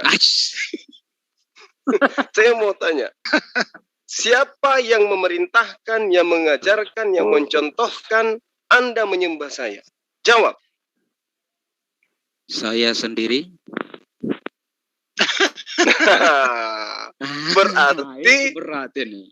Berarti Anda tidak mendengarkan ajaran saya. Berarti Anda bukan pengikut saya.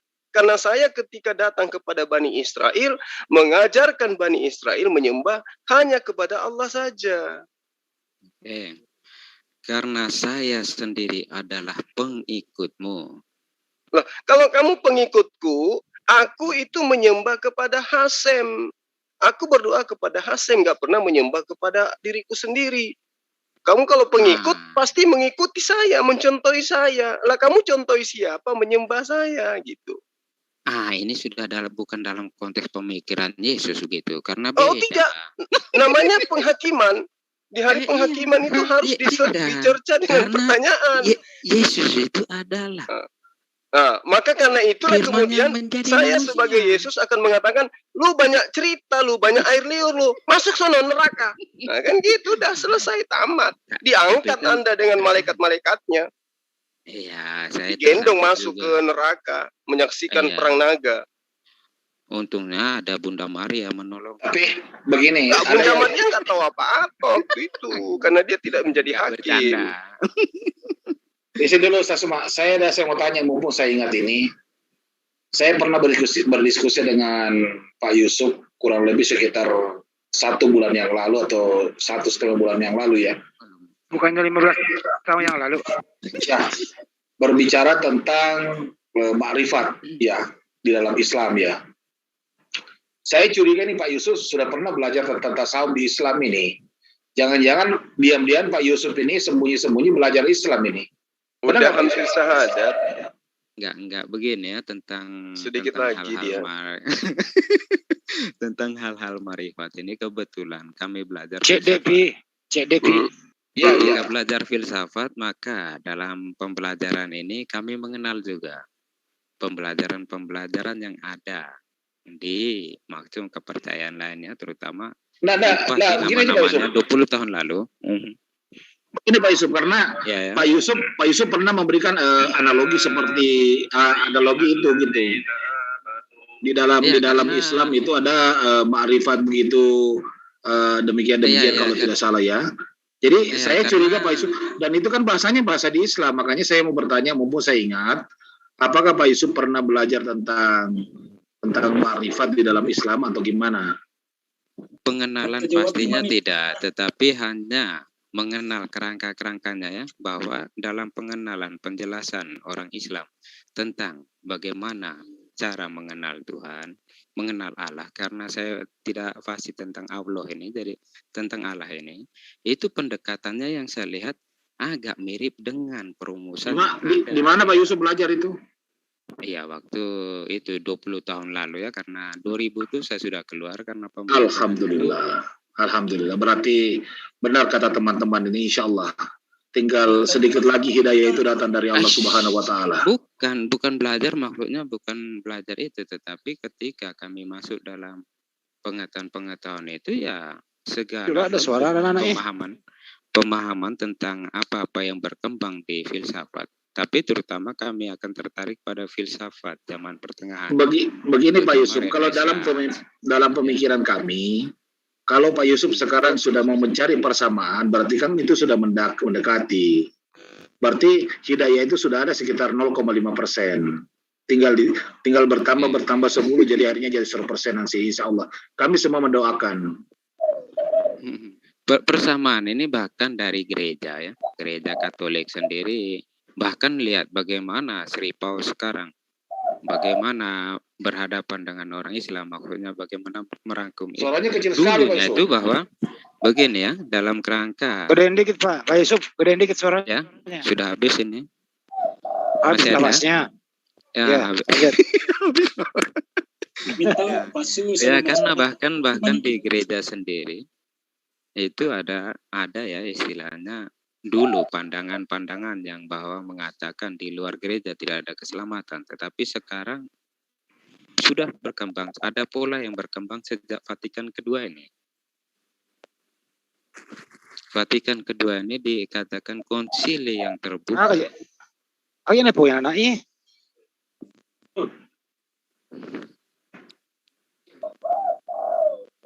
Pak Yusuf. Iya ya. Enggak ke ujian nek itu. Enggak wae itu ujian nek ini jual yang pasada. Assalamualaikum.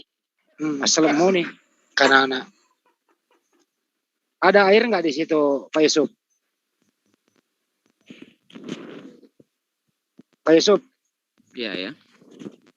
Kalau ada air bersih di rumah, cuci tangan dulu, berkumur-kumur, basuh muka, tangan gitu. Baru menghadap saya.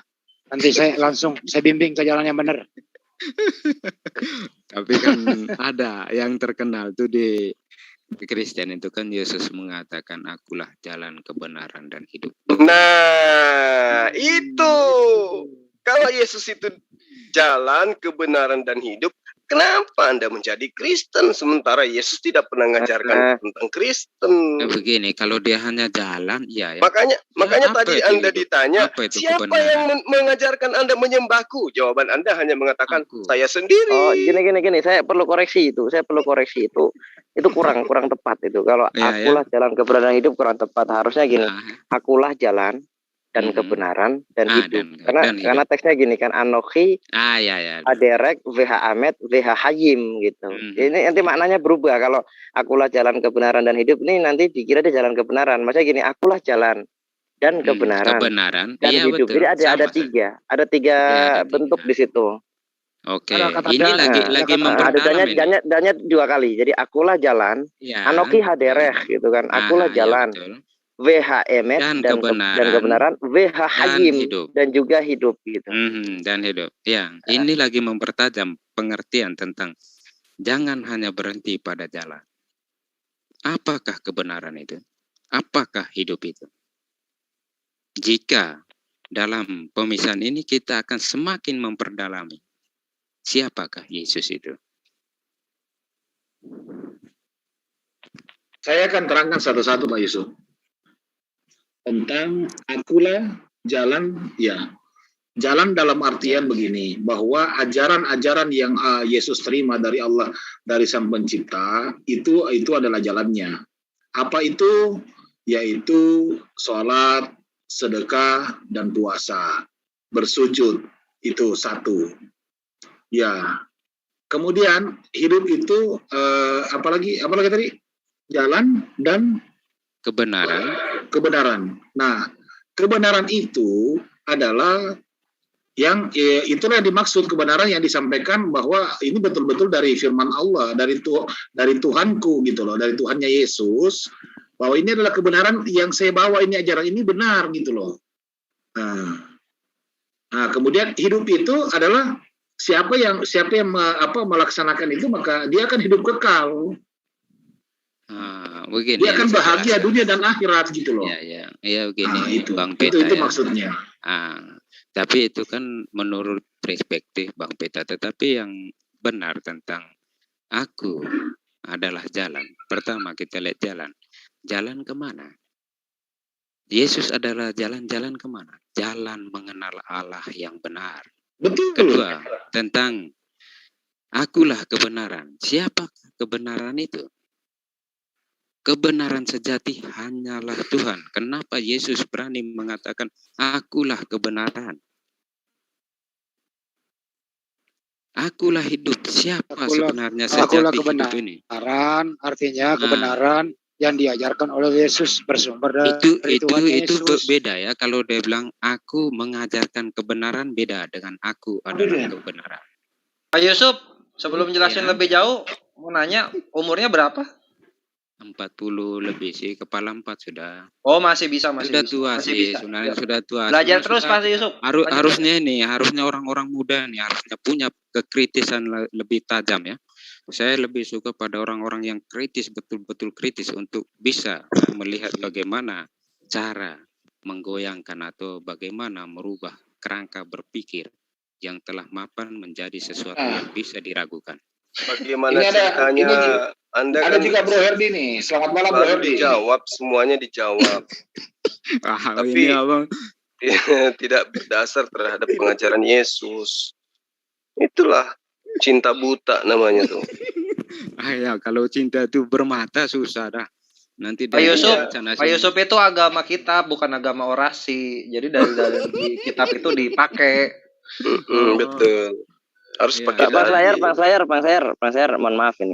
Saya ambil waktunya. Ini kan di sini ada Pak Yarhanes Yusuf, ada juga Bang Herdi. Ini saya mau menanyakan tentang ini Pak. Bentar saya share screen. Matius 26 ayatnya ke-39. Ini gini nih.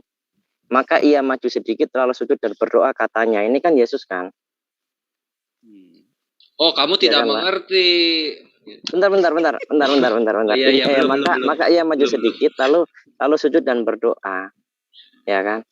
Nah, sekarang gini, kalau saya cek di HB Sora dalam bahasa Ibrani-nya gini. Az halah me'at haleah, ya, haleah nafal al panaf vehit palel. Dia bertefilah Bang Sayar. Tefilah itu kan sholota. Kalau kita sholat. Masa tefilah ya? Itu sholat. Iya, hit palel masa gitu ya? loh. Coba. Iya, hit palel gitu loh. Jadi orang yang sholat gitu, masa sholat sholota gini, saya jelaskan. Kalau di Islam kan sholat.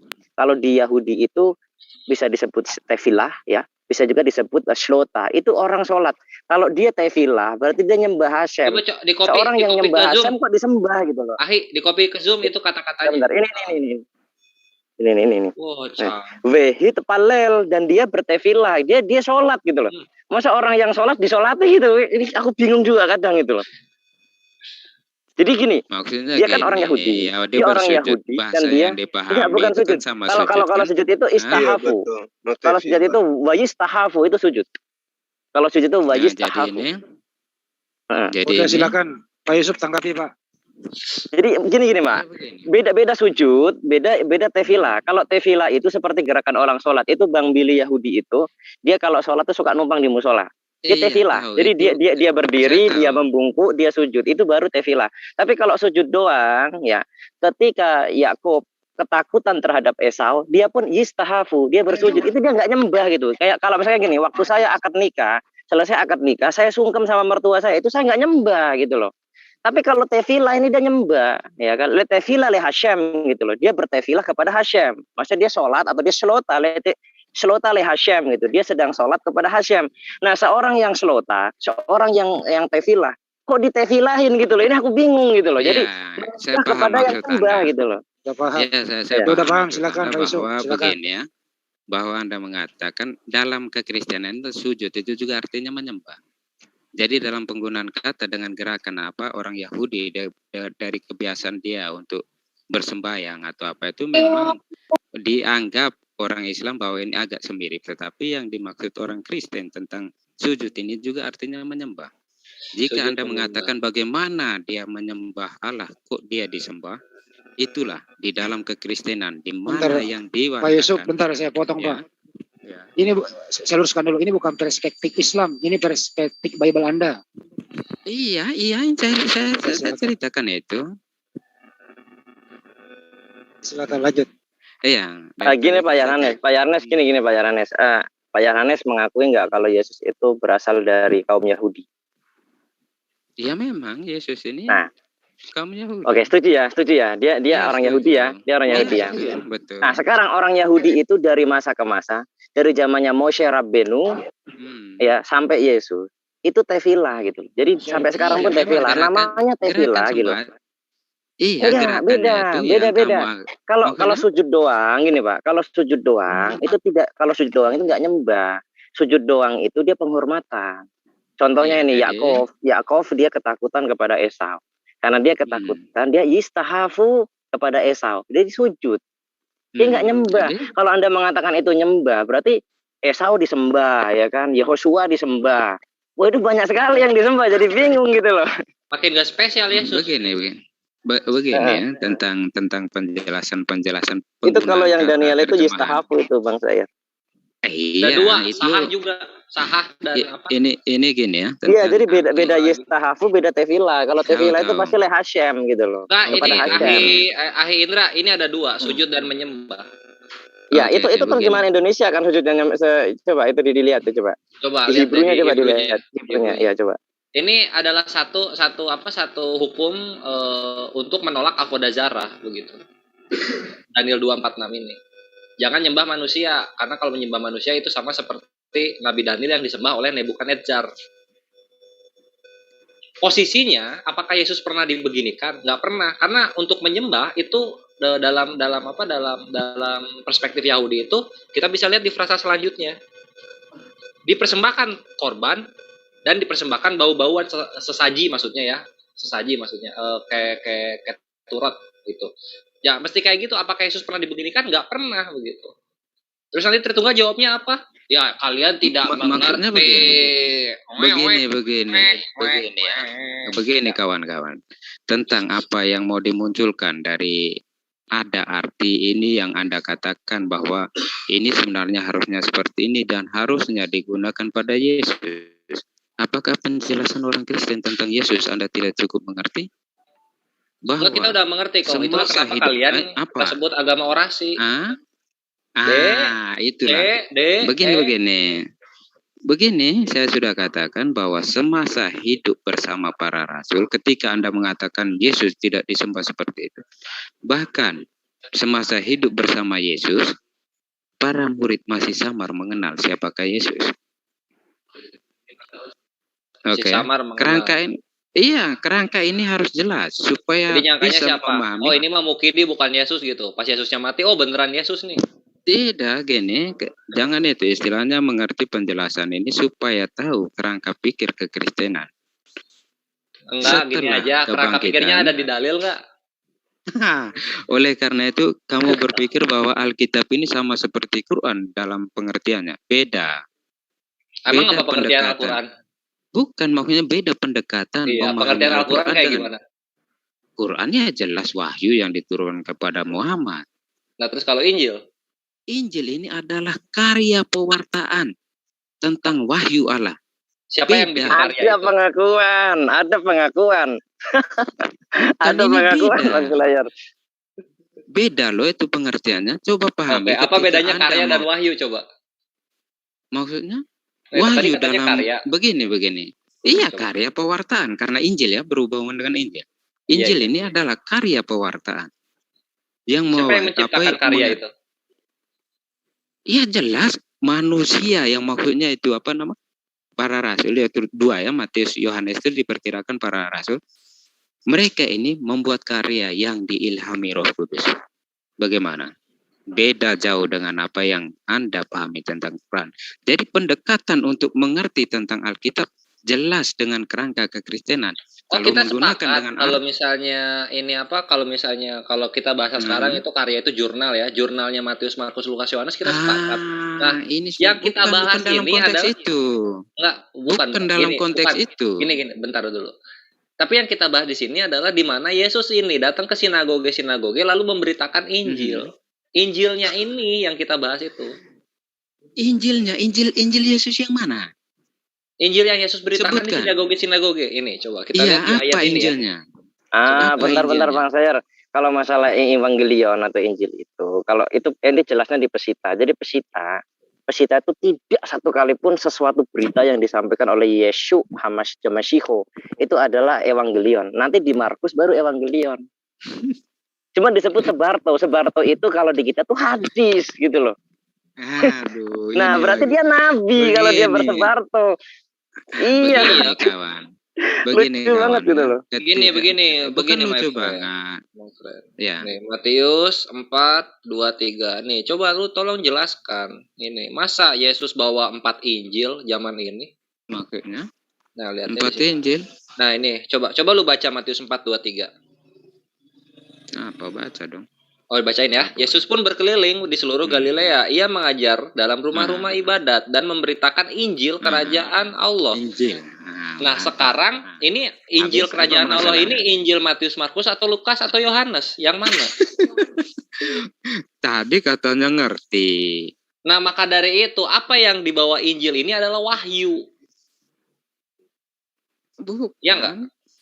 Bukan Injil karyanya Markus, Lukas, Matius, Yohanes. Begini kawan, katanya ngerti. Oleh karena itu dalam hal seperti ini, semudah ini saja sudah tabur dalam pengertian Anda. Lah ini Kak Medi ya, ini tadi lu bilang karya. Tadi lu bilang karya. Lah ini masa ini karya Markus, Lukas, Matius, Yohanes udah dibawa Yesus. Yang kadang pusing lagi ya dia. Maksud dari bukan ini yang bilang pusingnya begini, ketika Anda mengatakan bahwa mencampur adukan penggunaan katanya saja. Contoh tentang ini Injil yang dimaksud dalam arti luas itu adalah Injil adalah kabar baik. Nah sekarang ini karya bukan? Maksudnya Injil Matius, Injil Markus ini adalah buku ya yang tentang tulisan ini. Yang itu karya karya orang itu kan. Nah ya itu kalau itu karya itu kita nggak ada masalah. Yang kita bahas ini Injil. Nah Injil yang dibawa Yesus itu apa? Ya wahyu. Injil itu adalah kabar baik. Iya, wahyu kabar baik. Mas Layar, itu di mana? Itu disebut di mana, di Injil apa Matius atau Markus? Oh banyak ini tumpah-tumpah di mana Yesus membawa Injil ini. Tadi ayat-ayat tadi yang Bang Layar sebut. Matius 4 ayat 23. Markus 1 ayat 15, Markus 1:38, Markus 8:35, Markus 10. Oh iya, boleh. Markus 4:23. Satu aja. Coba saya cek. Itu kan disebut Injil ya, berarti dalam bahasa Aramaiknya atau Ibraninya, Yunaninya Evangelion. Tadi Matius berapa, Bang? Bentar Bang, Mas Her. Matius 4:23. 4:23 bentar. Ini kalau nggak salah di Aramaiknya Besora. Mas Her, iya Besora itu emang Sebarto. Ini saya share screen-nya, Mas Her, saya share screen-nya. Makanya saya bilang kok bisa beda-beda ya yang dicakup gitu loh. Kemudian uniknya Bang Slayer, gini bentar, nanti akan saya tunjukkan bedanya. Yang dikutip oleh Pesita Aramaik itu berbeda dengan Yunani. Tapi lebih beda lagi LHI, dia ada penambahan sedikit gitu loh. Jadi dia menambahi daripada Aramaik, dia juga menambahi dari Yunani. Dia punya penambahan sendiri dalam bahasa Indonesia yang nanti tak tunjukin gitu. Begini Aramaik, tentang Aramaik jangan bentar. sesuatu dari ini ya. Bentar, ya, enggak. Pembelajaran Anda tentang Alkitab, jelas Alkitab sampai saat ini masih bahasa aslinya masih Yunani ya. Aramaik itu kan klaimnya ortodoks. Itu kan klaimnya orang-orang ini. Itu kan gini Pak Yohanes. Itu kan klaimnya orang-orang Eropa dari Yunani ke atas sana. Tapi kalau klaimnya orang-orang Syria ke barat, ke Irak, tetap itu pesita Aramaik. Gitu loh. Ini pakai klaim pula, ini sudah. Loh kok klaim? Kitab ini ada loh. Maksudnya gini, bentar saya bacakan, jangan dipantau dulu. 4 berapa Bang Selayar? 423. 423. Ini ada Evangelion nggak? Saya yakin nggak ada. Kalau Matius tuh nggak ada Evangelion. Nggak ada sama sekali. Evangelion itu cuma muncul di suratnya Saul Tarsus. Iya. Ini ya, saya bacakan ya. Ukora huwa Yeshu bakulhun hu Galilo. Di Galilea ya. Umoflah huwa bakenusothun di dalam Kneset atau apa sinagog. Ukore huwa hi Sebarto itu bahasa Ibraninya saya yakin 100% pasti Besora. Besora ini bukan ini loh apa? Besora ini bukan Evangelion. Begini kawan, begini. Begini tentang Aramaik yang ada.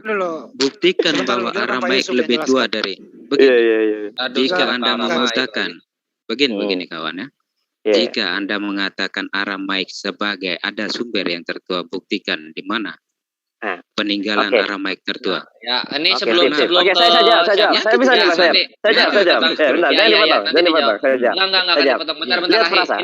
Saya bentar dulu. Jangan dulu ke situ. Ini kita mesti cut dulu di sini.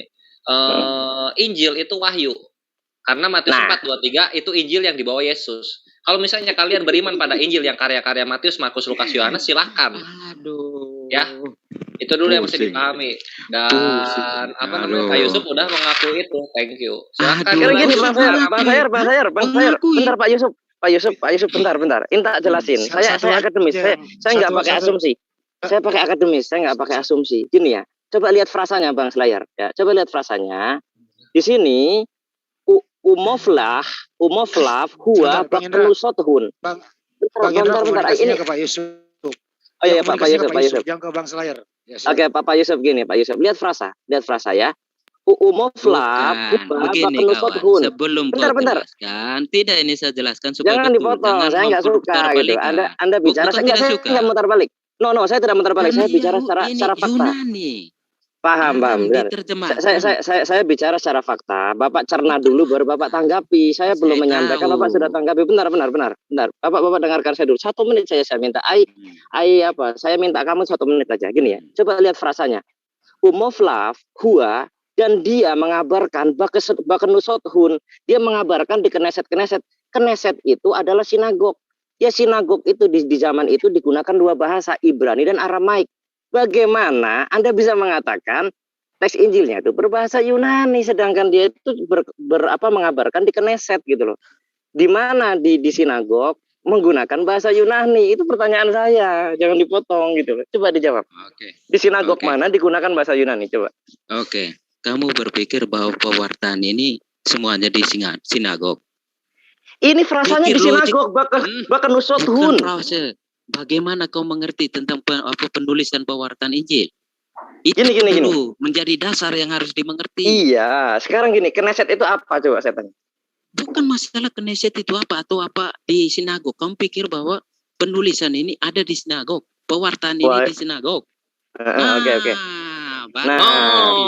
Ketika orang di sinagog berbicara berbahasa Aram dan Ibrani, kenapa catatan sejarahnya berbahasa Yunani? Pertanyaan saya. Begini pertanyaan yang menjadi saya bisa jawab kepada Anda, bahwa pewartaan Injil ini apakah di sinagog? Ini sinagog bakenusothun. Makanya saya tanya bakenusothun. Nah ini, kalau Bapak menolak ini bakenusothun, saya bawa ke ini. Saya bawa ke ini Pak. Tolong dengarkan saya. Saya bawa Anda ke bahasa Yunaninya ya. Gimana dia mengabarkan? Apakah di pasar atau bentar? Apakah di kedubes Yunani atau di mana? Ini saya berapa itu? Matius berapa? Bang Sayar? 23. Nah, kita cek. Kalau Anda suka enggak, saya pokoknya harus Yunani. Ya, coba kita cek di Yunaninya. Saya ngikutin Anda, Pak. Sebagaimana tertulis dalam kitab Anda, jika mereka mengajakmu berjalan 1 mil, maka berjalanlah 2 mil. Ini saya. 4 berapa, Bang Sayar? 423 Hi. 423. Iya. Oke, 423. Ini saya lihat. Kita lihat ya. Nah, ini kita lihat di dalam bahasa Yunani Bizantin ya. Kai periegen olen ten Galilayan. Oh Yesus didaskon entai sunagogaes di sinagog. Ya Allah. Begini. Indra, kamu berpikir bahwa ketika kisah itu dikatakan bahwa Yesus mengabarkan Injil di sinagog, berarti pewartaan yang mau dikatakan di dalam Injil ini ada di sinagog? Kamu ingat? Ini kutip pada Matius ya. Matius yang berkata ditulis. Bukan saya. Yang berkata di sinagog ayat Anda sendiri gitu loh. Tunggu, bukan kamu saya. dengar dulu penjelasan supaya kamu bisa mengerti apa yang dimaksud di sini. Kamu berpikir penulisan Matius diperkirakan tahun berapa? Kita tinggal cermati baik-baik. Baru kau mengerti. I don't know. Oke. Kejatuhan Bait Allah atau apa yang dikenal itu kapan? Bar Kokhba. 70 tahun 70. Tahun 70 Matius ditulis kapan? Matius ditulis kapan? 70-an. Matius ditulis sekitar 75-80. Bagaimana kau mengatakan itu di situ? Logika sekarang gini, saya tanya Pak, Bapak. Pak Yohanes, Pak. Iya, saya sudah kena logikanya, Pak. Akhirnya saya kena. Terima kasih sudah dicerahkan. Saya tanya, nama Matius itu asli bahasa Yunani atau bahasa Ibrani yang diyunanikan? Matius ini adalah bahasa Yunani ya, Pak. Ini salah, 100%. Nama Matius itu terinspirasi dari bapaknya Yunus. Jadi Yones ben Matta. Makanya diyunanikan menjadi Matius gitu, dari Mata menjadi Matius. Berarti ini namanya orang-orang sebenarnya ini adalah nama orang-orang Yahudi yang diyunanikan. Kalau ini nama orang Yahudi. Nah, sekarang gini, saya tanya, muridnya Anda mengatakan ini Matius ini orang Yunani atau orang Ibrani? Kita kelarkan dulu tadi, apa masalah Matius lagi ini? Loh, ini kan terdapatnya di kitab Matius. Iya, Matius. Kenapa dengan ini? Dengan Matius ini? Ya, tertulisnya menurut Bapak teks tertuanya bahasa Yunani. Iya, Yunani. Karena sekarang makanya ketika Anda mengatakan bahwa Matius itu Matius menulis dalam bahasa Yunani, saya bertanya, ketika Matius ini murid atau bukan? Murid. Nah, muridnya Yesus itu orang Yunani atau orang Ibrani? Orang Yahudi, mana ada orang Ibrani? Nah, ya orang-orang Yahudi itu alias orang Ibrani. Sama. Orang Yahudi mengenal berapa bahasa? Kok enggak buktikan percakapannya? Buktikan percakapannya. Percakapan orang-orang bahkan dikenal di dalam Injil Matius yang dikatakan dekat dengan orang Yunani. Ini ada percakapan dengan orang Yunani, entah bab berapa itu ya. Ya. Pertanyaan saya, apakah di sinagog boleh beribadah dengan bahasa Yunani? Kamu mengerti apa? Nanti belajar dulu tentang bagaimana kerangka di dalam apa ya? Dengan orang Yahudi, bagaimana ada ruangan-ruangan, di mana ada untuk apa? Macam ruang Maha Kudus, ada apa-apa. Dengan itu bahkan ada pelantaran untuk orang-orang yang bukan Yahudi. Coba perhatikan baik-baik. Hendra, ini tuh apa Pak Yusuf ini nyamain sinagog sama Beit Hamikdash dari tadi itu. Makanya dia bawa Bar Kokhba gitu. Itu yang dibikin pintu disitunya dulu. Beda itu Beit Hamikdash dengan sinagog beda lagi Beit Hamidras. Aduh, nggak paham ini lagi. Aduh. Itulah kenapa dia bingung gitu. Loh, kok tertulis rumah ibadat di situ kan gitu, dia bingung jadi. Oke. Bingung ya. Oke, silakan Pak Yusuf. Bingung. Bukan saya jelaskan tadi ketika mereka mau coba mengatakan bahwa itu adalah apa ya dari bagaimana yang dimaksud. Saya tahu kerangka berpikirnya bahwa mereka beranggapan ketika Aram sebagai sumber aslinya dan berusaha mengatakan bahwa Matius sebagai orang Yahudi ya jelas menggunakan bahasa Aram. Berarti runtuhlah kitab Kristen yang mengatakan bahwa ini. Tetapi kita harus buka mata, buka pengetahuan kita bahwa bahkan dari catatan Bapak Gereja yang hidup dekat di masa itu ya tidak pernah menyebutkan Oke. Bahasa Arab. Di Matius 4:23 tadi itu kan di skip dulu Bang Indra. Bang Indra. Bentar, sedikit lagi. Diluruskan itu yang kan barusan aja, diluruskan. Posisinya bentar. Ini ada kaitannya. Itu kan posisinya kan di Galilea. Lebih tepatnya di daerah Galilea, tepatnya di dalam Knesset ya, atau sinagog. Nah, sekarang saya tanya, Galilea itu konsentrasinya orang-orang berbahasa Arab. Begini, Galilea. Kalau kamu bilang apa tentang konsentrasi bahasa itu karena begini ya, tentang bahasa ini yang sudah dikenal orang Yahudi pada waktu. Kalau Anda mengatakan konsentrasi bahasa orang Galilea waktu itu, bagaimana mau katakan kalau bahasa Yunani adalah bahasa bisa dikatakan sekarang bahasa internasionalnya sekarang. Contohlah kita bandingkan. Oke, kita kembalikan ke Banjoma dulu ya. Saya luruskan yang satu dulu saja saya luruskan. Jadi ketika misalnya Pak Yusuf mengatakan bahwasanya Bapak Gereja mengutip atau memberikan penjelasan bahwasanya bahasa yang dipakai itu bahasa Yunani, itu saya pikir tidak ada dasarnya ya. Kalau misalnya Bapak buka misalnya karya dari Eusebius itu menjelaskan bahwasanya Matius itu diterjemahkan diterjemahkan karyanya ke bahasa-bahasa yang lain. Jadi bahasa Hebrew dia. Jadi saya pikir tidak ada dasarnya itu. Ya, silakan. Maksudnya? Ya begini ya tentang Ewan. Ya kalau Anda cari satu pun artikel yang menjelaskan bahwasanya bahasa Yunani itu dianggap sebagai bahasa awal, itu nggak ada dasarnya. Ya. Begini. Ya. Anda bisa sebutkan satu Bapak gereja yang Bapak mau jadikan rujukan? Saya tahu ketika itu, tetapi siapa? Dia pada tahun berapa ya, ini siapa nama Eusebius ini tahun berapa ya? Tetapi sebelumnya itu pun sudah ini siapa? Tentang Bapak gereja ini biasanya, siapa Bapak gereja yang Bapak maksud? Polikarpus. Nggak ada itu. Nggak ada itu. Jadi yang maksudnya Bapak gereja itu apa Anda? Iya, maksud saya begini, penjelasan tentang bahasa yang dipakai pada saat itu. Misalnya Anda ingin mengutip siapa Matius misalnya. Matius pakai bahasa apa? Anda bisa buka History of Church, ya, karya dari Eusebius, mengutip dari Papias. Ya, jadi gini, kalau misalnya Bapak merujuk ke Bapak gereja, justru sebaliknya membuktikan itu. Makanya beberapa orang Kristen di Barat menganggap bahwasanya pernyataan Bapak gereja itu salah. Ini begini ya tentang Eusebius, satu-satunya alasan kenapa bahasa Yunani itu dianggap sebagai bahasa daripada Bible itu karena manuskripnya, keberadaan manuskripnya itu. Jadi yang paling banyak manuskrip yang ada itu berbahasa Yunani. Kira-kira seperti itu. Dan lebih tua. Memang itu betul. Iya, tapi itu bukan dari Bapak gereja. Kalau Bapak merujuk ke Bapak gereja itu tradisinya malah beda.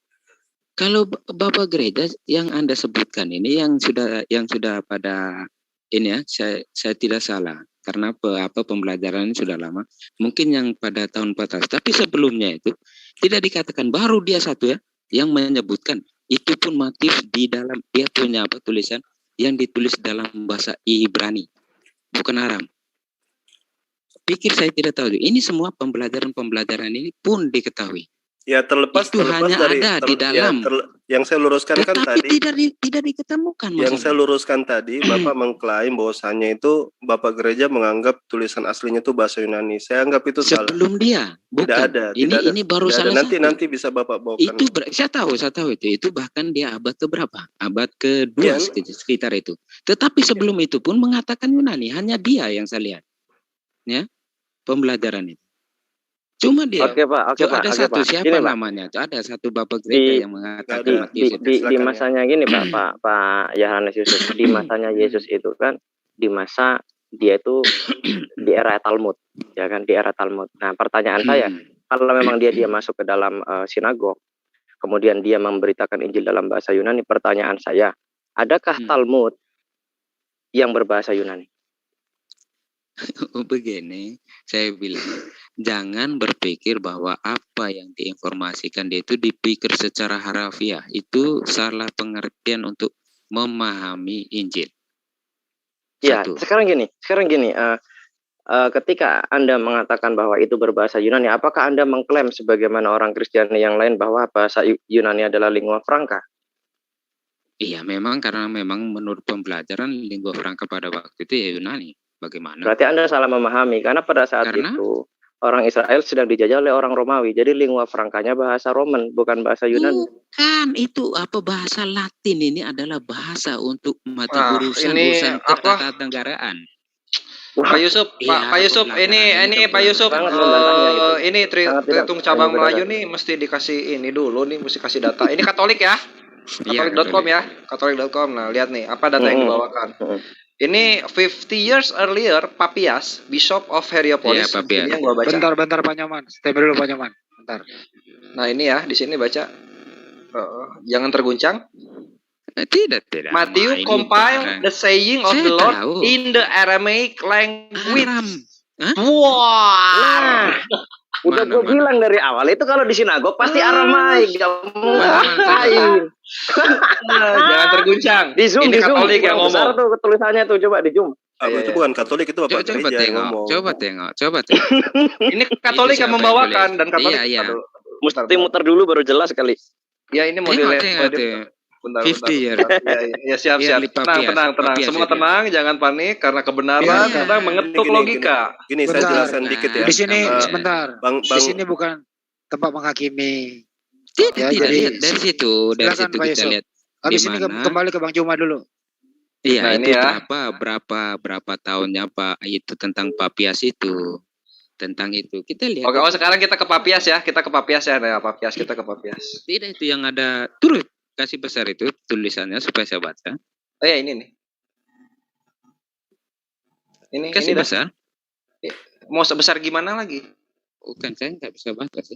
Oh, gimana atuh? Oh, ini. Nah. Papias bisa. Di Aramaiknya yang di Zoom. Iya. Bukan di Aramaiknya. Kita baca masuk di Aramaiknya. Iya, ini lanjut aja. Lanjut aja. Kiri ke kanan. Iya. Lanjut. Bishop of Hierapolis in Asia Minor. Jadi Papias ini adalah seorang bishop ya di Hierapolis. Nah, sekarang kita paragraf kedua. Compile the sayings. The sayings itu maksudnya the sayings of the Lord. Nah, ini dia. Wah, ini kurang gede mungkin. Bukan ketahuan ya, tidak ini. Iya, Aramaic language bukan the Greek language. Ya. Bukan lihat. Itu lihat apa yang dimaksudkan. Ini kita mesti lihat. Iya, in the Aramaic language ya. Ini ya. Ini pahami dulu. In the Aramaic language, oke? Not in Greek language ya. Oke, sekarang kita lanjut. Mana? Ini. Alah buset. Iya, saya bilang saya sudah pernah baca tentang ini. Kita lihat itu apa? So, sekarang mau lihat bishopnya. Gini, Bang. Saya sedikit ya tambahan. Jadi Papias ini biasa dikutip sama Eusebius dan dia ini jahat. Awal ya. Jahat. Cuman begini. Papias ini sebenarnya bukunya itu sudah hilang. Bukti fisiknya itu sudah nggak ada, karya dari Papias itu. Eusebius banyak mengutip dari Papias. Jadi salah satu-satunya sumber terlama yang bisa didapat itu ya dari Eusebius itu, karena dia yang bisa mengutip dari Papias. Nah, kalau misalnya Bapak tadi mengatakan bahwasanya Bapak-bapak gereja mengatakan bahwasanya bahasa Yunani itu yang dipakai, itu sama sekali tidak ada dasarnya gitu. Ya, jadi clear ya. Inilah yang kemudian banyak orang yang menggugat bahasa daripada bahasa Bible itu sendiri. Kalau dianggap sebagai lingua franca misalnya, itu juga sangat tidak mungkin ya, kurang lebih hanya 1% yang literate ya, orang-orang pada masa itu yang betul-betul faham tentang tulis menulis. Bagaimana bisa misalnya kita di Indonesia gini, kita dijajah Belanda, lalu kemudian orang-orang yang tidak bisa baca, tidak bisa tulis itu, Yohanes itu illiterate, itu lantas kemudian bisa menulis seperti itu. Gitu. Jadi saya pikir itu semua sudah terbantahkan, baik dari tradisi Bapak Gereja, penjelasan Bapak Gereja, kemudian dari penjelasan Pak Indra Moshe tadi, gitu. Ya, silakan lanjut. Udah clear Pak ini. Yusuf silakan. Clear udah. Ya, di sini bukan untuk menghakimi Pak Yusuf ya. Silakan Pak Yusuf sebelum dikembalikan ke Banyuma. Baru kita buka lagi sesi berikutnya. Langsung ke Garuda Zuma aja, Bang Handi. Saya jelaskan masa kok bisa ini tidak dikasih panjang lagi nantinya ngeles soalnya. Kok ngeles? Gak apa-apa. kasih kesempatan lah, kasih. Silakan. Okay. Pak Yusuf. Begini, yang Anda katakan ini terfokus pada apa yang dikatakan di Injil Matius ya. Ini tentang apa? Pemfokusan tentang itu. Di mana ketiga Injil lain ini tetap dalam keadaan bahwa itu tetap dikatakan dalam bahasa Yunani. Tentang Matius ini memang pernah dikatakan oleh Bapak Gereja. Itu pada ada hanya berapa ya, tetapi yang lain juga tidak mengatakan itu. Justru Markus itu malah lebih jelas ke Aramaik. Mau saya bongkar lagi. Bang saya kita kolaborasi, kita bongkar. Bukan, enggak. Dia udah mengakui. Ya sekarang yang tiga Injil. Yang tiganya itu yang Yunani ya. Makanya saya bilang kalau Markus itu lebih jelas lagi malah. Ayo kita bongkar. Ini berarti saya boleh pastikan pembohongan. Kalau pembohongan tertulis kok, bagaimana? Tertulis. Saya juga tahu bahwa apa pembelajaran ini pasti ya tentang apa Injil ini. Tadi Bang Layar pembuktiannya dari Aramaik itu dari source mana? Dari source mana alamatnya? Dong. Oh, berarti Katolik.com bohong. Dia sendiri yang berkata tadi. Bukan. Anda sendiri berkata tentang Matius. Ayo kita buka Markus. Tentang Matius. Kita buka Markus. Bang saya dulu yang mulai atau saya dulu yang mulai dari pesita Aramaik? Kita bongkar Markus. Itu banyak lagi Ahi, nanti aja kita bahas secara kajian aja itu. Ini ya tentang Katolik.com ini pun saya mesti periksa ya referensinya dari mana. Zuma saja supaya bukan ini tentang aduh minta maaf ini acaranya Zuma nih ya. Iya, baik. Oke, makasih tentang referensi Katolik.com ini pun mesti saya telusuri ya. Alhamdulillah. Oke, silakan nanti. Jadi Bang Yohanes Yusuf, dari tadi kan saya udah ngajak, ayo menjadi muslim. Karena hanya di dalam muslim itu keselamatan itu, Bang. Anda menjadi muslim, Yesus itu Tuhan ataupun dia hanya seorang nabi, muslim tetap masuk surga. Loh. Kalau Yesus Anda tuhankan dengan dalil-dalil akal, dengan kerangka-kerangka dan rumusan-rumusan bapak-bapak gereja awal mula, ya Islam tetap masuk surga. Nah, tapi ternyata kan sekarang kita sudah dipertemukan dengan generasi-generasi yang hidup pada masa sekarang yang lebih paham daripada orang-orang terdahulu. Mereka lebih kritik dalam menentukan objek kebenaran absolut yang saya katakan. Bagaimana kemudian Yesus itu sesuai dengan karya tulis orang-orang yang menginginkan Yesus itu menjadi Tuhan pun, Allah masih menitip pesan bahwa Yesus itu adalah utusannya. Nah, untuk menjadi seorang ahli surga, tidak lain dan tidak bukan, harus menjadi seorang muslim.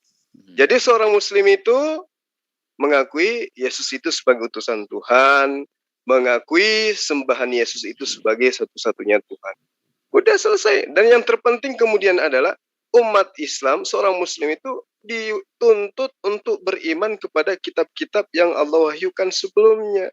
Dituntut untuk beriman kepada nabi-nabi yang diutus sebelum Rasulullah SAW. Jadi adalah siksaan orang yang sudah masuk ke Zoom, ZZZ yang sudah tahu kebenaran tapi tetap menolak, itu lebih siksa lagi nanti kelak di neraka. Daripada mereka yang non-muslim tapi memang tidak pernah mendengarkan kebenaran sampai sedetail ini, diajarkan oleh adinda adik-adik yang sudah pakar dalam bahasa Ibrani, dalam bahasa Yunani, dalam bahasa Pasita dan seterusnya. Tapi kalau misalnya masih tetap ngotot dengan asumsi-asumsi belaka, sangat disayangkan Bang Yohanes Yusuf. Karena itulah kemudian yuk mari menjadi muslim, mari bersyahadat, terima Yesus sebagai utusan Tuhan. Jangan mengajarkan dan jangan mengimani Yesus itu sebagai Tuhan itu sendiri. Karena kalau saya ingin mengatakan, sebenarnya di dalam hati Anda pun mengakui bahwa sebenarnya Yesus itu hanyalah utusan Tuhan. Bukan begitu, Bang Yohanes Yusuf? Enggak sama sekali. Tapi kalau ditanya pasti ada jawabannya. Jadi mending nggak usah. Oke, baik. Oke, yang lain diam dulu. Sebentar. Karena di sini ada Pak Nyoman. Pak Nyoman itu pingin banget dialog dengan Pak Yusuf. Jadi tolong jadi kita ini tutup dulu ini. Kita tutup session antara diskusi Pak siapa tadi itu dengan Ustaz Juma dan lain-lain. Kita buka part 2 ya. Oke? Tapi saya enggak lama nih ya. Enggak lama, ya, paling 15 menit lagi. Ya, oke. 15. Iya, oke, baik. Silakan Selalu Pak Yusuf, selalu meninggalkan saya. Gimana sih Pak Yusuf? Pak Peta. Oke. Oke. Kalau yang lain di mute dulu, kita beri kesempatan kepada Pak Nyoman dialog dengan Pak Yusuf. Silakan Pak Nyoman. Monggo. Terima kasih. Kalau dibilang utusan, mana ada Yesus sekarang di bumi? Yesus sudah naik ke surga menurut iman Kristen. Jadi tidak ada lagi utusan. Utusan itu ketika Yesus ada di bumi. Itulah kebodohan orang di dalam memahami kekristenan. Itu Yesus di bumi memang dia utusan, tapi kan sudah tidak utusan lagi. Sekarang kita menyembah Yesus di surga. Begitu. Terima kasih. Bukan itu Tuhannya 1 atau 3 tuh, yang benar yang mana, Pak Darto? Oh, Tuhannya ya Esa, Tuhannya Esa. Bang, nah, Yesus sama Bapak sama enggak? Tapi ke langit, ke Auranon atau ke Semayan. Ini hamba lagi ngarahin. Bisa saja, yang kita kan cuman kelihatannya sampai di langit. Setelah lewat dari langit kan kita nggak terlihat lagi. Yesus sama Bapak sama enggak? Bapak itu karena ada anak, ada bapak. Mantap. Kembali nah, itu silakan Pak Yusuf. Iblis. Iya betul lah itu. Oh, berarti Pak Yusuf ini oneness juga. Bukan bertanya kepada saya.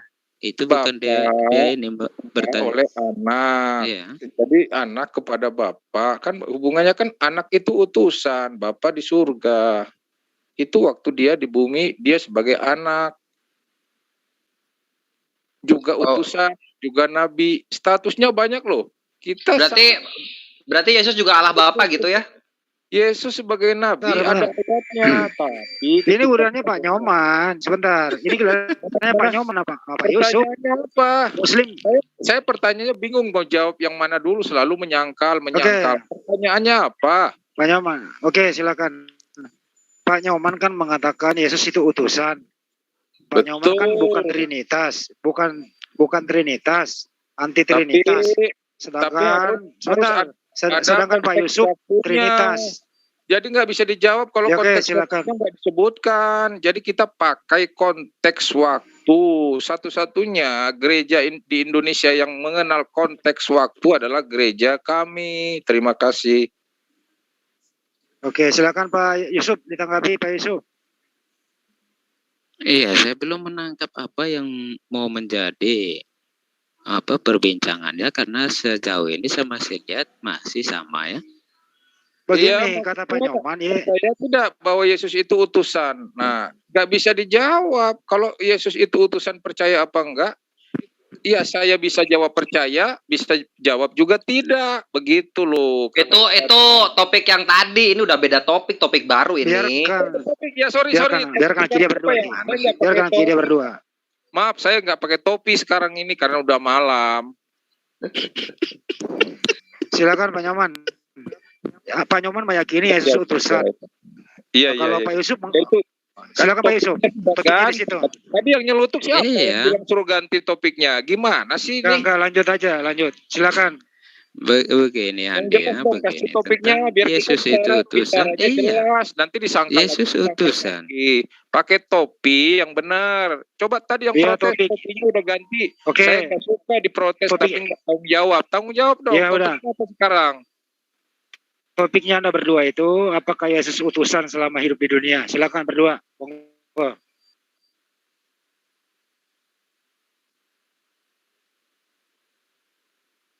Pertanyaannya apa? Halo. Menurut Pak Nyoman, selama Yesus di dunia ini kan Yesus hanya utusan. Betul. Tapi menurut Pak Yusuf 100% Tuhan, 100% Allah gitu. Allah gitu di 100% manusia, 100% Tuhan. Coba dengar, ini ada ya, Yesus itu terdiri dari tubuh, jiwa, dan roh. Ya kalau rohnya ya roh Tuhan dong. Siapa bilang roh Yesus roh manusia? Salah itu. Kan sama. Sama itu Andi. Oke, sama. Terus kedua, pertanyaan berdua nih. selama Yesus di dunia ini menurut Pak Nyoman dia Tuhan apa dia manusia? Menurut Pak Nyoman. Status di dunia sebagai utusan karena dia ada di dalam daging, dia menyembah kepada Bapa. Itu menunjukkan dia statusnya sebagai utusan. Dia akan berkorban daging untuk mati di kayu salib. Jadi bukan Allahnya yang mati, tapi ya gimana? Jadi jadi pertanyaannya Pak, dijawab singkat aja. Jadi itu kan jadi benar-benar Yesus. Jadi hanya utusan saja ya Pak? Ya, itu jawaban saya. Utusan yang memiliki roh Allah di dalam dirinya. Ya, silakan. Begini. Silakan dijelaskan itu betul tidak itu ya. Belum ada penyimpangan pemaknaan antara saya dengan dia ya. Itu belum ada. Tentang ini apa istilahnya ketika orang Kristen menjelaskan jangan dikaburkan makna. Oh, ini berarti hanya utusan. Tidak, kan penjelasannya tadi jelas bahwa Yesus hadir ke dunia sebagai utusan Bapa.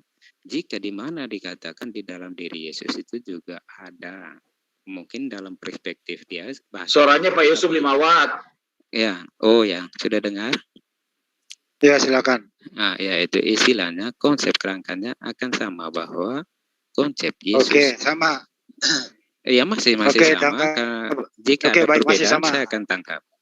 Oke, berikutnya ada perbedaan. Berikutnya, Pak Nyoman, apakah di Bible ada ajaran Trinitas, Pak Nyoman? Kalau di pemahaman saya, memang kata-kata Trinitas ada. Nah, kalau saya itu ada dari gereja Allah Esa. Gereja Esa ada di kita. Mungkin harus menjelaskan, saya nggak menjelaskan, bukan saya. Putus ya, Robert.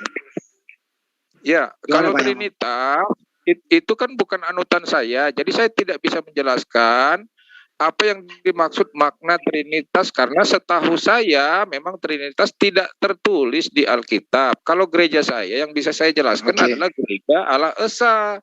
Jadi jangan tanya Trinitas kepada saya, tanyakan kepada yang berwajib.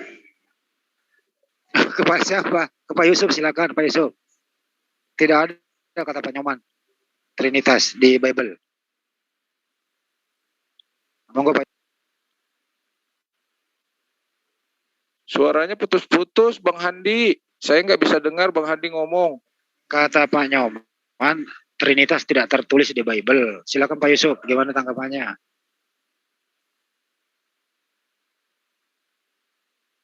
Kemana dia ya? Kayaknya udah putus Bang Handi. Itu sinyalnya mati. Itu saya juga sukar mendengar suara Bang Handi. Kalau saya, apakah suara saya dapat terdengar dengan jelas oleh Bang Handi? Kedengaran bagus, Pak Nyoman. Oh, berarti di sini nggak hujan. Karena cuaca di sini tadi sore hujan, sekarang malah cerah. Kalau saya mendengar suara Bang Handi itu putus-putus. Terus apa hubungannya hujan dengan Trinitas, Pak? Enggak. Saya mendengar suaranya putus-putus gitu, bukan Trinitas, suaranya putus-putus. Suara Bang Handi itu. Ada Pak Yusuf itu, ada Bang Handi, ada Pak Yusuf itu mau jawab. Silakan Pak Yusuf. Oh ya silakan Pak Yusuf, monggo.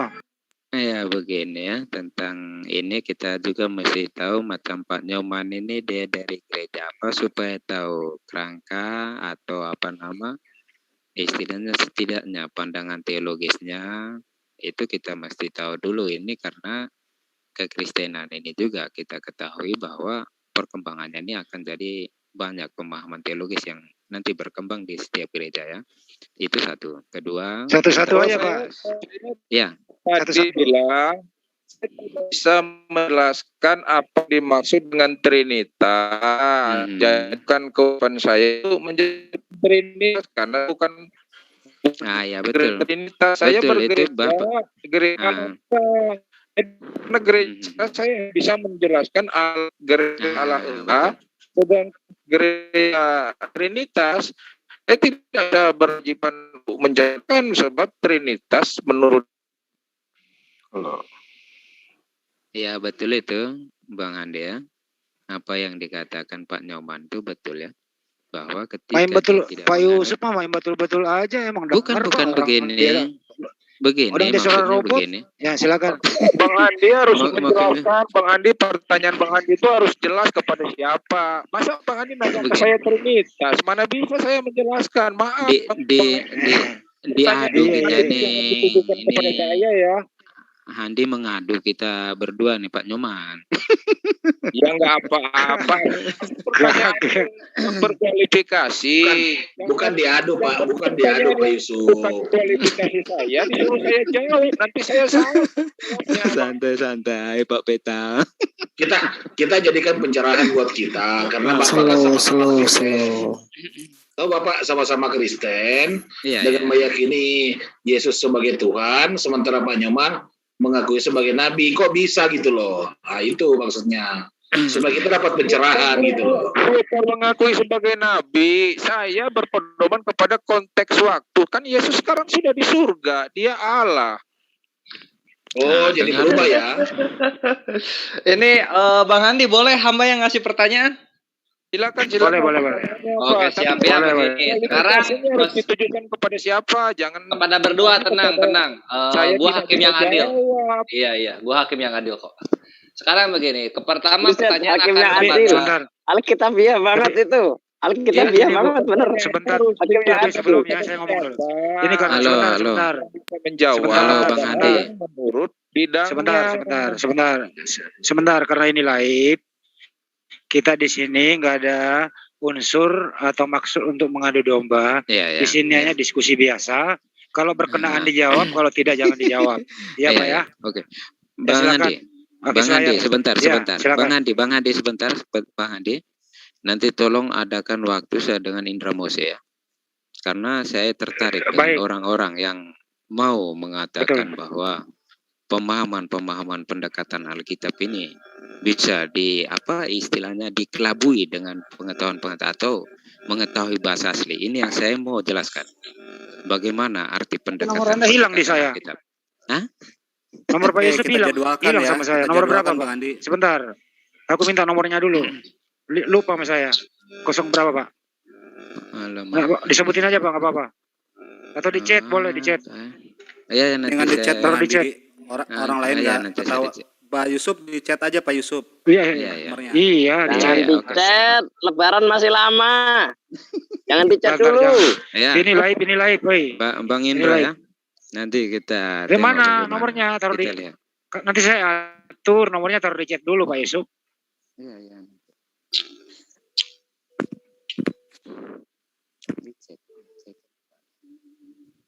Habis ini Mas Triun yang jadi hakim yang adil. Siap.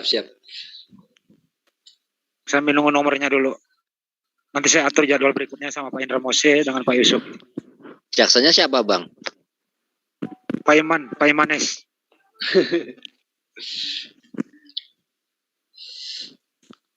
Aduh, saya mah di parkiran aja. Ada warna nanti merah saya. Ada warna merah itu loh Pak. Pakai HP nggak?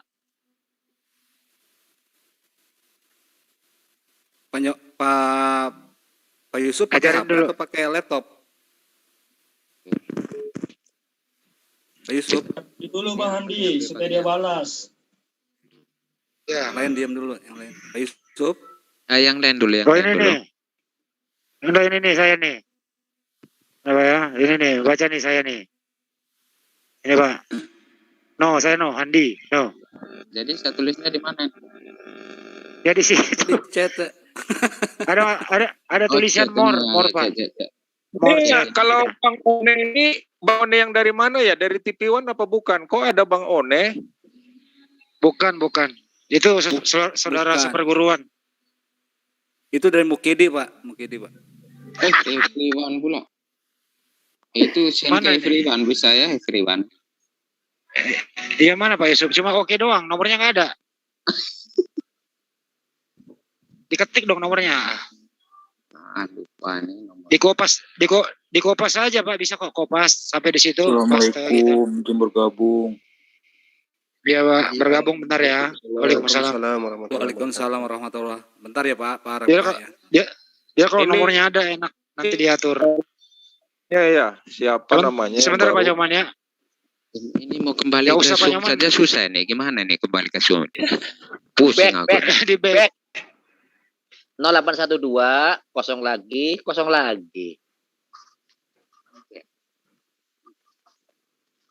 Gini aja deh, saya sebutin nomor saya. Tulis ya, Bentar. Ini mau kembali ke Zoom saja susah ini. Gimana? Di back aja atau di pijit itu yang di atas, Pak. Yang di atas tuh ada tanda panah ke kiri itu. Iya, tanda pendek kiri. Nah. Awas jangan yang lab, nanti Bapak pindah. Bang Handi mungkin kasih masuk ini nomornya saja gitu, nanti dia buka. Nah, kita tahu dia juga. Kan Handi punya itu di grup-grup WhatsApp kan ada. Nanti saya lihat di grup WhatsApp itu. Oh iya, nanti di grup WhatsApp aja. Awas ketukar Handi KW, Pak. Banyak KW-nya itu. Banyak KW. Playboy dia ya. Oke ya. Udah, dialog kita sekarang. Lanjutkan. Lanjut ya. 5 menit ya, 5 menit saja lagi. 5 menit ya. Ya, nanti habis ini sebentar, nanti habis ini setelah nggak live Pak Yusuf boleh sebutkan setelah nggak live ya. Sebelum pamit ya. Oke, lanjut.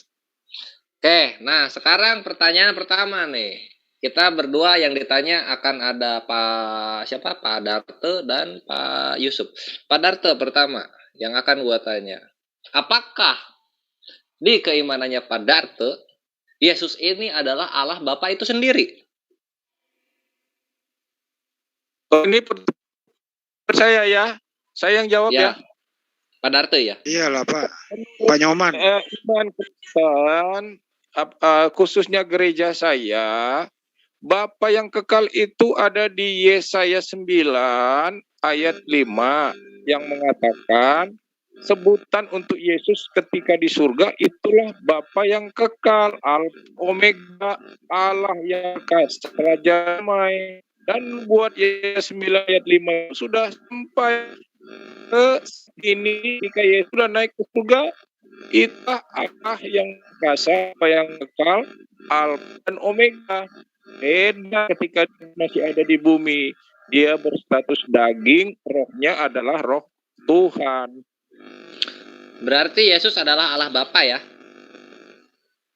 Bukan, Bapa yang kekal. Bukan Allah Bapa berarti? Kalau konteks di bumi, bukan Allah, tetapi anak. Tapi kalau konteksnya sudah di surga, dialah Bapa yang kekal. Di Yesaya 9 ayat 5. Coba dibuka Yesaya 9 ayat 5. Oke, nggak apa-apa. Kita ini aja. Kita memahami aja. Nah, posisinya ketika Yesus di surga, ketika Yesus di bumi, terus ketika Yesus Iya. Ketika Yesus di bumi, dia anak yang menyembah kepada Bapa. Jelas itu hubungan. Berarti ada Bapa juga di sorga. Ya. Berarti ketika Yesus di bumi ada Bapa juga di sorga. Oh, Bapa yang disembah oleh Yesus itu adalah Bapa yang ada di Yohanes 16 ayat 25. Coba buka Yohanes 16 ayat 25. Itulah Bapa yang disembah oleh Yesus. Kita harus pakai ayat semua. Yes. Dibacakan coba. Bang Selayar dirunut dari bawah. Maksudnya Bapak itu adalah siapa Yesus. Di sini? Sebentar. Supaya ada bukti, katanya harus ada ayat. Nanti kalau nggak ada ayat, saya dituding asumsi. Berapa tadi Yohanes berapa? Yohanes 16 ayat 25. Yohanes 16 ayat 25. Biar nggak kepanjangan. Enggak, Pak Nyoman itu mengatakan gini. Sebentar Pak Nyoman, biar nggak kepanjangan nih. Pak Nyoman mengatakan gini. Waktu Yesus hidup di dunia, dia menyembah Bapa sebagai Tuhannya. Betul ya Pak Nyoman? Betul. Ya betul. Udah selesai. Pindah ke Pak Yusuf lagi. Oke Selayar, silakan. Jadi kesimpulannya Yesus dan Bapa beda? Beda.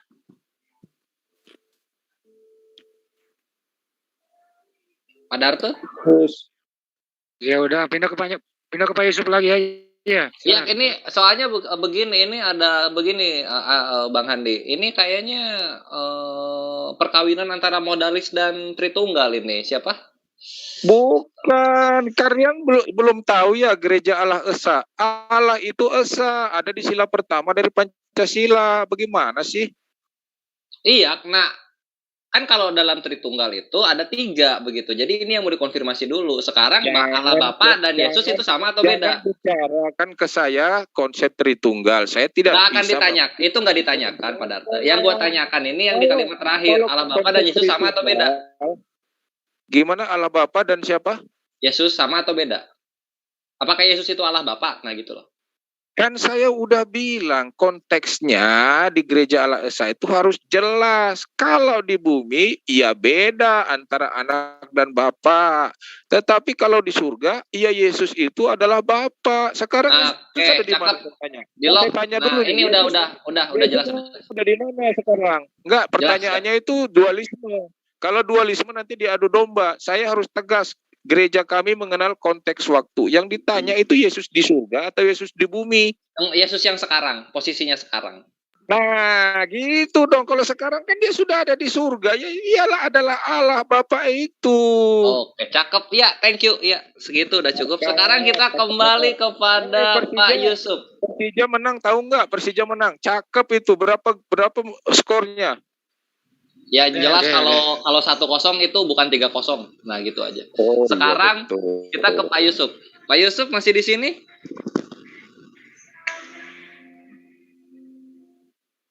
Waduh, mana Pak Yusuf? Masih ngotak-ngatik nomornya Bang Handi kali. Kayaknya sih. Tanya aja konsepnya. Bagaimana konsepnya Yesus itu? Iya Pak Nyawa. Tenang aja Pak Nyawa. Tenang Pak. Tenang ada Pak Nyawa. Tenang ada Handi Pak. Ada Handi Pak. Tenang aja. Ada Bang Handi. Aman. Aman. Ada Bang Handi. Ada Bang Handi. Pak Yusuf. Pak Yusuf seru nih. Allah Bapa sama Allah Anak sama katanya. Sekarang. Masih ada.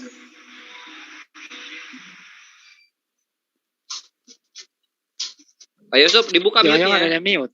Dibuka mute-nya itu ke mute. Jadi nggak kedengeran. Nah, udah kebuka. Sekarang pertanyaan untuk Pak Yusuf. Yesus di sekarang ini, di zaman saat ini, di detik ini, di jam ini, di hari ini, apakah Allah Bapa itu sendiri? Ya, Yesus bukan Allah Bapa ya. Bukan Allah Bapa. Pemahaman, iya. Oke. Dalam pemahaman Trinitas bahwa Bapa dengan Putra dapat dibedakan, tetapi tidak dapat dipisahkan. Gitu. Tapi beda ya. Berarti yang di tahta sorga itu ada 2 entitas, Allah Bapa dan Allah Anak gitu. Allah di dalam hal esensi tidak dapat dipisahkan. Jadi tetapi dapat dibedakan. Ketika gitu. Anda menyebut Yesus dengan Bapa berarti 2. Jika Anda menyebut Allah berarti sah. Gitu. Berarti sekarang posisinya di langit itu ada Bapa, ada Anak, ada 2 berarti ya. Trinitas adalah Allah yang sah. Allah bukan yang 2. Nah, tapi Bapa sama Yesus, tapi Yesus bukan Bapa gitu ya. Iya, Yesus bukan Bapa.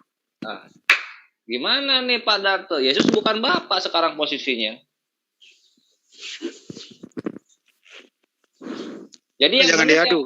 Jangan diadu begitu udah. Biar netizen yang nilai. Ya, biar netizen yang nilai. Jangan diklarifikasi kayak gitu. Jangan biar netizen yang nilai aja jawabannya. Terus sama nanya apa dong kepada Darto kalau gitu?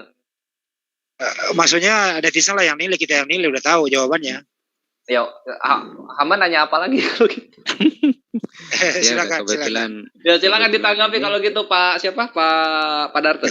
Ya kebetulan saya mau istirahat ya. Oh ya udah kalau gitu. Kita cukup ini sih. Cukup ya kali Warpila ya. Kita udah cukup mengerti ya perbedaan. Iya. Kazanah dari ini ya pemahaman Pak Yusuf dan Pak Darto. Ya memang jelas mungkin ada perbedaannya. Kalau kita lihat dari bagaimana perkembangan kita akan tahu pemahaman teologinya yang mungkin berbeda. Oke, mungkin selamat malam semuanya ya. Terima kasih atas waktu dan kesempatan. Kenapa tuh? Ini udah nggak live, silakan sebutkan nomornya. Live-nya udah mati.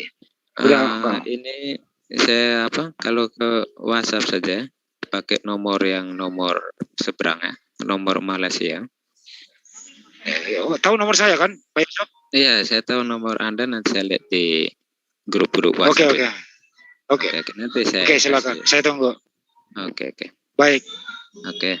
Saya. Makasih ya, Pak. Ya. Oke. Selamat malam. Oke. Makasih. Makasih Pak Yusuf atas kedatangannya kemari. Mohon maaf atas segala kekurangan. Sama. Sampai jumpa lagi, Pak. Oke, sampai jumpa. Oke ya. Oke. Dadah Pak Yusuf. Terima kasih dapat pencerahan malam ini. Wabillahi taufik wal hidayah. Baik kita. Ya, hamba kembaliin lagi ke Bang Handi. Silakan Bang Handi. Ya, kita tutup dulu ini kali kelamaan live-nya itu. Bagaimana? Mana rahasia tutup dulu apa lanjut? Tutup aja dulu Kang, panjangan. Oke, kepanjangan. Baik.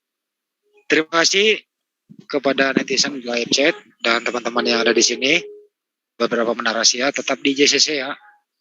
Semoga bincang Bang Juma dan kawan-kawan terinspirasi buat kita semua. Apabila ada kata yang salah, mohon dimaafkan. Sampai jumpa di lain kesempatan yang lebih seru lagi. Saya Andi, ucapkan Assalamualaikum warahmatullahi wabarakatuh. Waalaikumsalam warahmatullahi wabarakatuh. Allahumma wa bihamdika asyhadu an la ilaha illa anta astaghfiruka wa atubu ilaik.